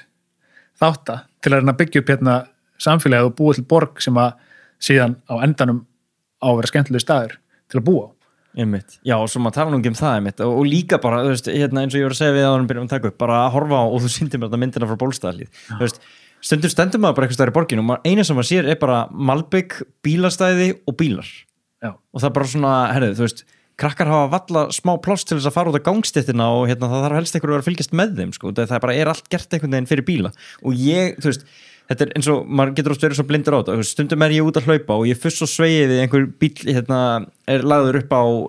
gangstéttina eða að keyra eitthvað svona glannalega fyrir og síðan bara, þú veist, sama dag stend ég með að því að þurfa að leggja einhverjum bíl upp á gangstétt, þú veist, ég gjörsamlega get verið, hvað segir maður, bara alveg blindur á bara mínar eigin þarfir akkurat á þeirri stundu sem ég þarf að gera eitthvað, en maður svona samt stundum að væri ég til í bara, veist, kannski aðeins opnari svæði og bara meiri stemmingu og okkur svona, og náttúrulega langar í eitthvað gott veður með þessu en það er kannski ekki alveg beint gerlegt, en maður sér þetta kannski svona ég veit ekki hvort það sé að kalla þetta eitthvað svona skandinavíska byggð, en eins og hvað heitir hlíðarnar, hlíðarendi er þar ekki einhver þar inni í miðjunu eru einhverju svona garðar fyrir íbúana, þá að vera einhver byggð þarna, hvað sem þjónusta neðst, það er einhverjar hárgreiðslustofur og einhverjar búðir að opna þarna og ég hugsa svona, þetta er nú alveg svona cool staður til þess að búa og maður getur mögulega rekist á einhvern sem maður þekkir ekki og spjallað eitthvað og kynst einhverju fólki og svona, þetta er ekki bara þá og keyrir heimtíðin og ert inn í þín eigin búblu, sko. Absolutt, ég meina Hlíðarendi, þessi uppbygging sem maður hefur núna átt sér stað í Skerjafirðinum á valsvæðinu og svo það sem að koma skal hinum megin nær í rauninni ægisíðinni eða Skerjafirðinum hvað þeir kalla alltaf litla Skerjó og svo stóra Skerjó í rauninni bara hverfi sem er að fara að byggjast upp hinum megin og svo bara þegar flugvöllurinn með 10 tíma þegar aðstæður verður með þeim hætti að hann víkur, þú veist, þá verður þetta svolítið svona hverfi byggt upp af skandinavískri fyrirmynd, húsin tiltölulega lágreist með inngörðum sem eru sólríkir, íbúðunar eru bjartar, allar íbúður eru opnar í báða enda, þannig að birtan flæðir í gegnum þar, óháð í hvaða tími dags er, þú þarft að fara út til dæmis með sorpið þitt, það þú veist, það eru svona djúpgámar sem að hljómar eins og þessi pirrandi og er það eflaust, skilur við þegar veður eru válind, en fyrir vikið, þú veist, þá ertu kannski meiri kontakt við annað fólk, það er gert, að þessu svæði gert ráð fyrir mjög miklu verslunar og þjónustrým á jarðhæðum og það er spennandi að sjá hvort að það sé yfir höfuð raunhæft miðað við íbúa fjöldan þarna, að því oft er þetta líka svona svolítið spurning um hænuna og eggið, þú veist, að við í fræðunum getum verið svona svolítið hátt uppi og sagt hérna er eitthvað hverfi hérna að vera svona blöndun og við ætlum að miðstýra þessu alveg niður á sko þannig að skipulaði segir tölum bara hversu stórir hérna gluggafrontarnir eiga að vera en síðan þetta á endan verður þetta markaðurinn sem að kannski stýri því hvernig eiginlega eftirspurnin þó að frambóðið sé mögulega allt og mikið en þetta er alveg rétt hjá þér, við erum að sagt, í þessum nýrri hverfum sérstaklega í Reykjavík og við annars staðar erum að færa svolítið í þessa átt og við sjáum til dæmis bara í Garðabænum, Garðatorgið þar sem að Matús Garðabæjar te og kaffi var að opna þar eru konar litla verslanir, þú veist við erum að fara aðeins aftur svona inn á við þar, sama hefur gerst í Laugarnesinu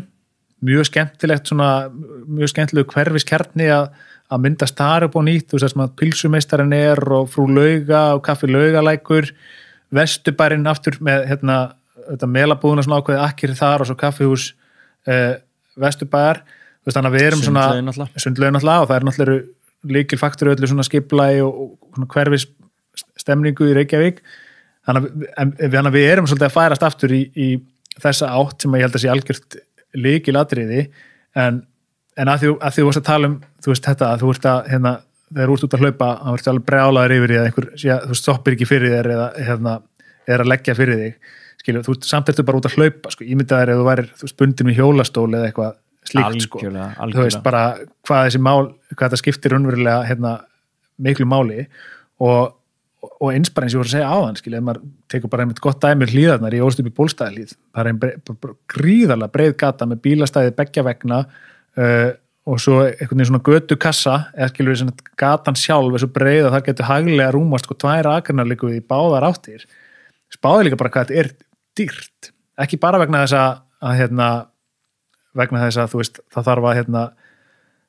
sinna þessu öllu, skilja það þarf að móka snjó og það þarf að skiptum malbygg og allt það, heldur gæti líka verið eitthvað annað þarna sem að mögulega færi þér eitthvað meiri gæði, skilja, stærri garðar, betri almenningsrými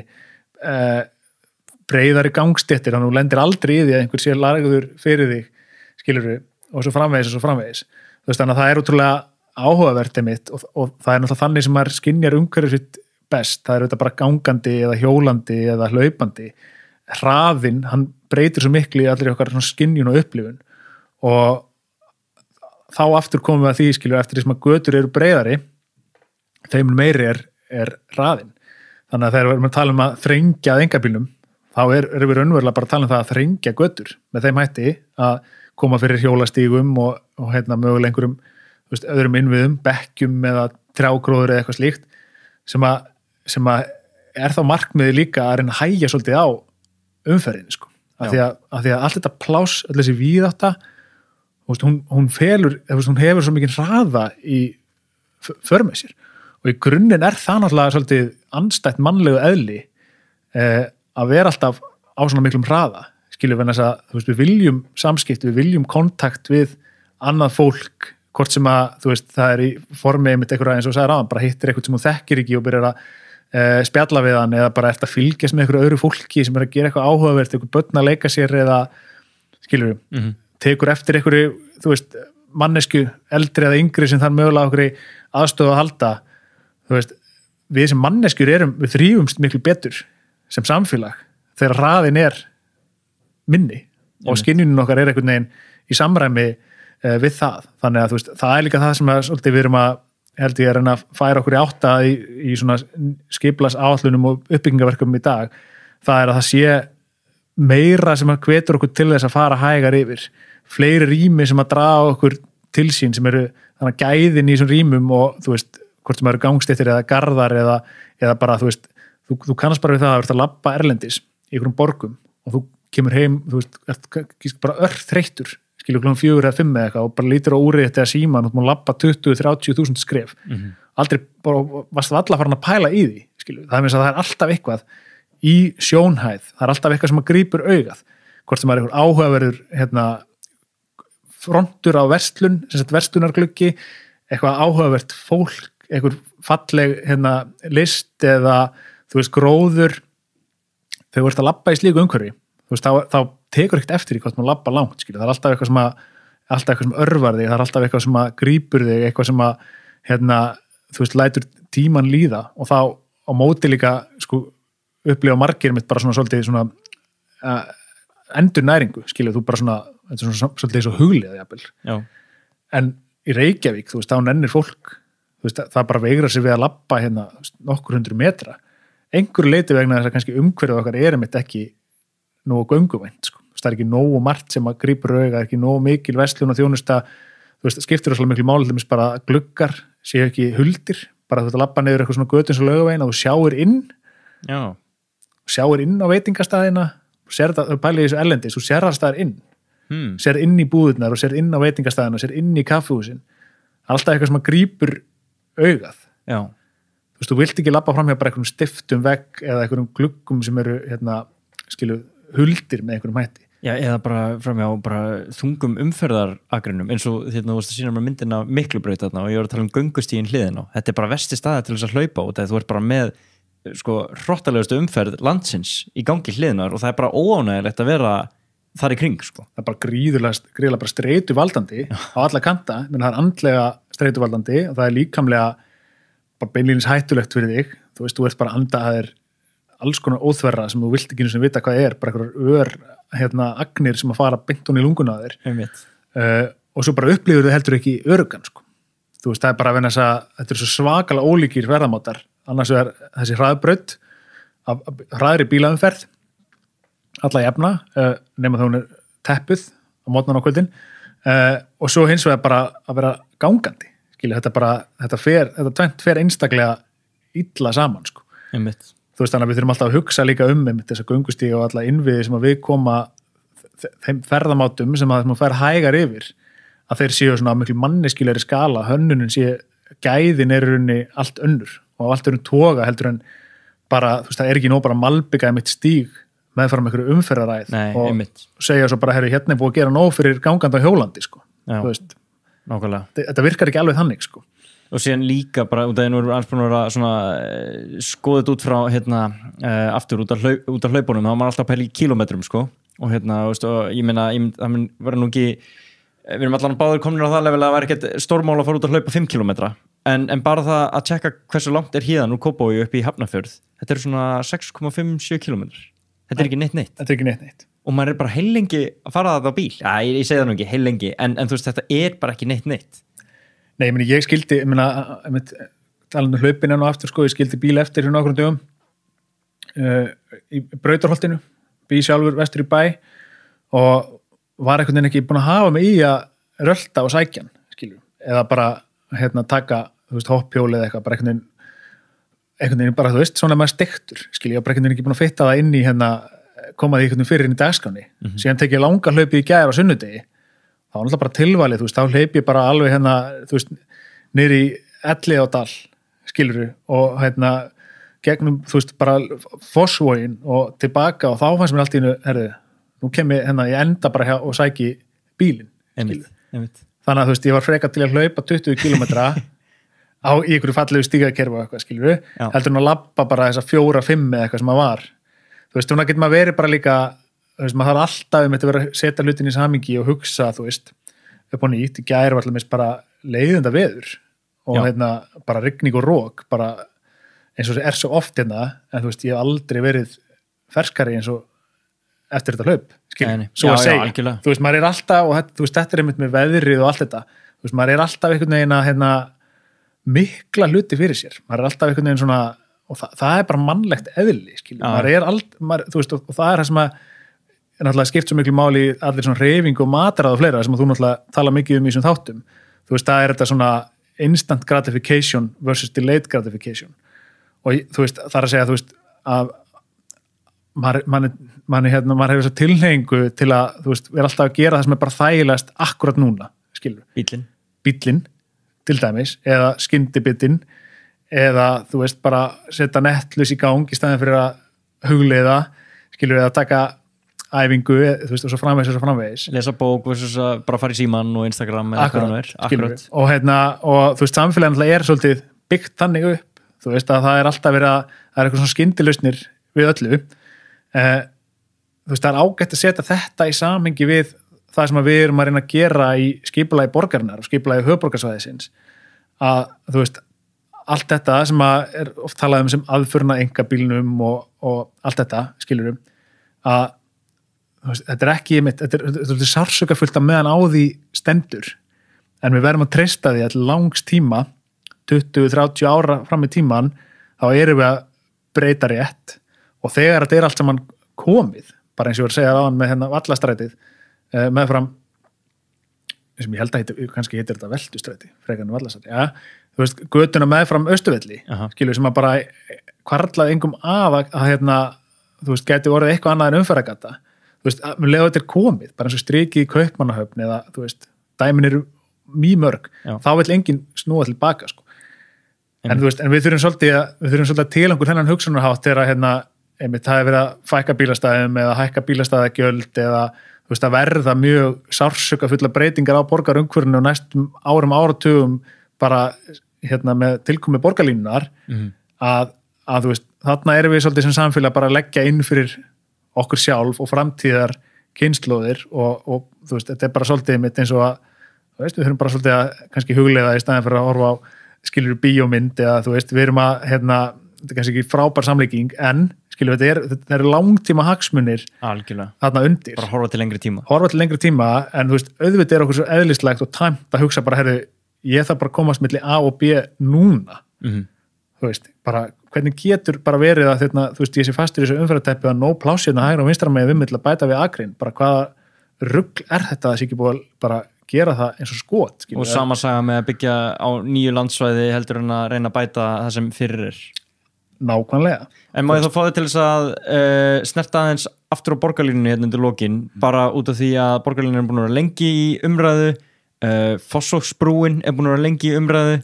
ég veit ekki reyndar hvað telur sem lengi í umræðu í þessum málum, en það er búið að tala um þetta í mörg ár og ég hef alltaf heyrt eitthvað, já, nei, það er búið að ákveða að þetta verður gert, nei, þetta er bara, núna þetta verður gert og síðan bara heyrum að það kannski 3, 4, 5, 6, 7 ári viðbútt og maður er ennþá á þeim stað að heyra, nei, þetta verður gert, það er engin spurning. Verður borgarlínan að raunveruleika? Er búið að ákveða það? Vistu það? Sko, skipulagsmál í grunninn eru þess eðlis að þau eru að miklu leyti ákvörðuð af stjórnmálamönnum. Stjórnmálamenn starfa í 4 ára kjörtímabilum. Já, það hendar ekki. Og þannig að sko, eins og vorum að tala um bara hérna fyrir örfáum mínútum síðan, þá er maður að hugsa alltaf skipulagsmálin 20, 15, 20, 30 ár fram með tíman. Skilur, maður er bara, þú veist, ég er bara eitthvað að pæla í 2050, sko. Raunverulega, í mínum svona dagslegu verkefnum er ég bara að pæla í, þú veist, er ég bara að skoða þessi ár, skilur. Og þarna myndast oft rosalega tókstreita, ekki síst með tilliti til þessara freistnivanda sem vorum að tala um áðan, að stjórnmálamenn sem eru þeir sem taka ákvarðanirnar, þeir vilja ná endurkjöri á 4 ára fresti. Þannig að þeir vilja náttúrulega höfða til þessa fólks sem að setur fast í umferðinni núna, á eftir, í dag, á meðan það er að hlusta á þetta podcast. Þannig að það er svo freistandi fyrir þá að segja bara, herðu, við höfum ekki tíma til að bíða til borgarlínunni, við höfum ekki tíma til að bíða eftir þessum þéttingaverkefnum, við höfum ekki tíma til að bíða eftir þessum grundvallarbreytingum á skipulagi borgarinnar, við ætlum að fara hérna í þægilegu og einföldu lausnirnar. Og að því leitinu til er maður alltaf, og bara að fengin reynslu þegar maður er að hérna, fást við skipulagsmál, þá er ekkert komið fyrir en það er komið. Já. Að því sögðu, þá er mjög margt sem bendir til þess að borgarlínuverkefnið og að bara almennt átak í samgöngumálum á höfuðborgarsvæðinu sem að hérna, stendur fyrir hérna, dyrum núna á næstu 10-15 árum að það verða veruleika og sko, ástæðan fyrir því er kannski fyrst og síðast svo að það hefur nást samkomulag milli ríkis og sveitafélagana á höfuðborgarsvæðinu. Það er að segja að það er búið að stofna nýtt fyrirtæki sem heitir Betri samgöngur OHF sem að hérna hefur fengið fjárveitingu að ég held sko verkefnið, þetta samgöngukerfi sem við erum að byggja upp sem að hluta til borgarlínan er líka fjárfesting í öðrum umferðarinnviðum og hjólastígum og síðan bara svona snjallvæðingu hérna, þú veist, ljósastýringar á höfuðborgarsvæðinu, skilji bara umferðarljósin og allt þetta. Betri samgöngur og OHF er að takla þetta allt saman. Þannig að betri samgöngur eru búin að fá vilyrði fyrir því að það hefur verið varið 150 milljörðum á næstu 10 árum í þessi verkefni, þar af fara að mér minnir sko 50 í borgarlínuna, 50 í bara svona almennar umbætur á hérna gatnakerfinu og nú búin að tala svo lengi að ég fyrir var á því að ég sé að muna þessi réttar tölur og svo fara 10 og 10, já þetta 120 milljarðar í heildina, þannig að fara 50 í borgarlínuna, 50 í hérna bara gatnakerfi eins og það í dag, bara bæta það einhver staðar með því að fjölga akrinum, einhver staðar með því að breyta gatnamótum og eins bara laga, þú veist, bara yfirborðið og allt slíkt, svo fara 10 í hjólreiðar og þessar svona virku samgöngumáta, bara bregðast við með þessari sprengingu í rafhjólum og rafhlaupahjólum og allt þetta, þú veist, það fer ekki lengur saman að hafa þessi tæki á sömu stígum og hérna gangandi vegfarendur og svo fara 10 í bara svona ljósastýringar og svona tæknilegar lausnir og það sé búið að samþykja þessa fjárveitingu að ríkið tekur hérna sko borgarhaldi eitthvað 2 milljarða á ári, sveitafélögin, öll sveitafélögin á höfuðborgarsvæðinu borga 1 milljarð á ári inn í þetta verkefni það sé búið að stofna þetta félag, betri samgöngur til að halda utanum þetta allt saman, ríkið búið að sem sagt, og þú sér það strax að skilu 2 milljarðar frá ríkinu á ári í 10 ár, það eru 20, 1 frá sveitafélögunum í 10 ár, það eru 10, 30 þú veist, það vantar heilmikið upp á þarna og aftur með fyrirvarum ég sé að fara með réttar tölur það sem að ríkið hefur líka gert er að gefa í rauninni ráðstafa keldnalandinu sko keldur eru Nei. Keldur eru, það í dag bara svona rannsóknar hérna miðstöð frá Háskóla Íslands, þetta í rauninni þú veist, þegar þú ert að keyra út úr bænum þú veist hvað hérna gólklúbbur Reykjavíkur þú veist að hægri hönd þú ert komin fram hjá, þú veist, höfðunum ertu alveg með þetta sé vinstra megin? Já, þetta vinstra megin, það er svona hvítt hús að nóni maður er ofta að hlaupa að það þú veist, endan á Grafarvogs voginum áhugaverður staður sko mjög rökrætt byggingaland sem er í eigu ríkisins þeir eru búin að, er tilbúin að ríki hefur lýst sér eða búin að ráðstafa þessu landi í þágu þessar samgöngu sáttmála þannig að það eitt og sér er mjög spennandi, þannig að betri samgöngur munum fara með það hlutverk að skipuleggja þetta land og með hliðsjón af borgarlínunni mitt til við séum ekki bæta ennþá meira umferðarvanda höfuðborgarsvæðisins með skipuleggja einhverju íbúðbyggð sem er ekki þjónustu almenni samgöngum og það eitt og sér og þá kemur að, sko eins og ég var að segja áðan hvað þetta er svona þverfaglegt viðfangsefni í skipulagsvæðin það sem að vekur manni svona von í brjósti með þetta allt saman er það að Sjálfstæðisflokkurinn er komin á þessa línu. Já, er það mikið sagt það? Stærsti stjórnmálaflokkur landsins, sem hann bara einfaldlega sem að fer með meirihluta í að ég held öllum sveitarfélögum höfuðborgarsvæðisins utan Reykjavíkur þá hefur við Hafnarfjörð, Garðabæ, Kópavogur, Seltjarnarnes, Mosfellsbær og þetta fer með og hefur svona í sögulegu samhengi farið með fjármálaráðuneytið í lengst allra flokka. Hann er komin á þessa línu. Og það er bara risastórt? Það er bara risastórt. Þú þekkir nú pólitíkina inn út? Já, ég tel mig gera það og það er kannski svona, þú veist, þegar þetta er allt saman tekið saman, það sé búið að samþykja þessi ráðstöfun þessara fjármuna, sé búið að samþykja umfang þessara verkefna, búið að stofna þarna betri samgöngur og búið að ráða þar inn færan framkvæmdastjóra sem er að ráðin sérfræðinga, vegagerðin er on board og svona verkefnastofa borgarlínu er innan vegagerðarinnar og svo þetta að allir þessi sjálfstæðismenn sem að stýra bara höfuðborgarsvæðinu og náttúrulega hafa setið í ríkisstjórn að þeir séu allir komnir á þessa línu. Það er tilefni til mikilla bjartsýni að þetta verði loksins að veruleika. Þessi mál, þessi samgöngumál og þessi umbóta mál í skipulagsmálum hafa, þú veist, alla jafna verið einhvern veginn svona tengd við gamla R-listan, skilju, eða svona, þú veist, svona kannski aðeins svona vinstri sinnaðri pólitík sem er auðvitað órökrétt, skilju, þess að skipulagsfræði er ekkert eitthvað svona hægri og vinstri, það er erfitt að skilgrina svona skipulagsmál sem eitthvað svona hægri og vinstri mál, en svona, þú veist, þessi viðsnúningur í skipulagsmálum sem við erum búin að vera að tala um að byggja borgina meira inn á við, leggja auknar áherslu á almenni samgöngur, að reyna að tryggja ákveði svona félagslegt jafnvægi og réttlæti í verkefnum og svona huga svona þessum sameiginlegu almenningseignum og gæðum í því samhengi. Þetta hefur kannski meira verið svona fólk hugsa kannski meira svona, já, herri, þetta eitthvað svona jafnaðarmanna, eitthvað svona vinstri manna, draumsýn, sko. Sem er í grunninn bara órökrétt, vegna þess að allt sem við erum að tala er í grunninn mjög hagkvæmt, sko, upp á hvað var rekstur að gera í stóra samhenginu. Skilja, við erum að tala að draga úr kostnaði við samgöngur og umhverfisáhrif og bæta lýðheilsu, þannig að drægjur álagi og heilbrigðiskerfinu og allt þetta. Það ætti í grunninn að vera svolítið svona hægri mál og láta fólk borga fyrir notkun á bílastæðum og innviðum og svo framvegis. En einhvern veginn hefur, já, svona tónnin í umræðinu hefur verið svolítið svona einhvern veginn svona, og einhver liti líka vegna þess að bara þeir stjórnmálamenn sem eru þarna svona kannski vinstra með við ásinn eða svona á miðjunni, bara Dagur B, besti flokkurinn, Samfylkingin, gamli R-listinn, VG, þeir á kannski verið að draga svolítið vagnin í þessum málum og núna er þeir búin að draga sjálfstæðisflokkin borð. Er ekki líka bara svona smá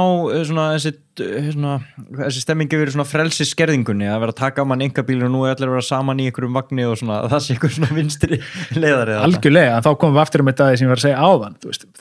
þróuð samfélag er ekki samfélag þar sem að fátækt fólk á bíl, heldur það sem að ríkt fólk tekur almenningssamgöngur.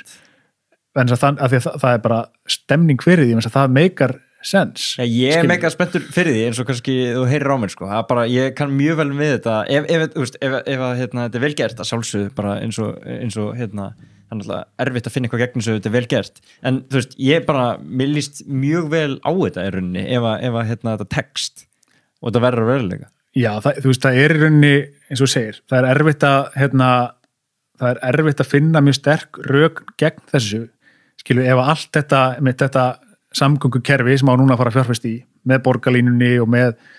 bættum tæknilausnum, hvað var að ljósastýringar sem að bæta umferðarflæði og einhverjum innviða umbótum, mögulega sundabraut sem að léttir álagið inn og út úr borginni pluss betri hjólastígar og göngustígar, ef að þetta myndi allt saman falla bara af himnum ofan, á höfuðborgarsvæðið og höfuðborgarsvæðið væri þannig byggt upp á sama tíma að við varum öll hverfin varum með góðan hverfiskjarna, þokkalegt aðgengja, vinnustöðum og jafnari dreifingu íbúa og vinnustaða. Ég held að séu afskaplega fáir sem að myndu setja sig upp á móti slíku samfélagi. En við þurfum bara að sýna þolinmæði. Þetta tekur tíma, þetta er dýrt, þetta er mörguleiti flókið, þetta er ekki bara spurningum peninga, þetta er líka spurningum viðhorfsbreytingu, lífstílsbreytingu. Þetta eru flóknir hlutir, við erum að deila bara við mannlegt eðli í grunninn. Það er verið að biðja mikið. Það er verið að biðja mikið. Akkurat. Og allir eru bara uppteknir sín eigin lífi, sínum eigin börnum, sínum eigin skildum. Þannig að ég held bara einmitt, sko, að það sé gott að tala þetta á svona breiðum grunni eins og við erum að gera núna vegna þess að þetta mun taka tíma. Þetta verður sársökafullt tímabil. Ég segi sem að Reykjavík, hún er ung borg að maður segja að við séum svona ákveðnu gelgjuskeiði núna,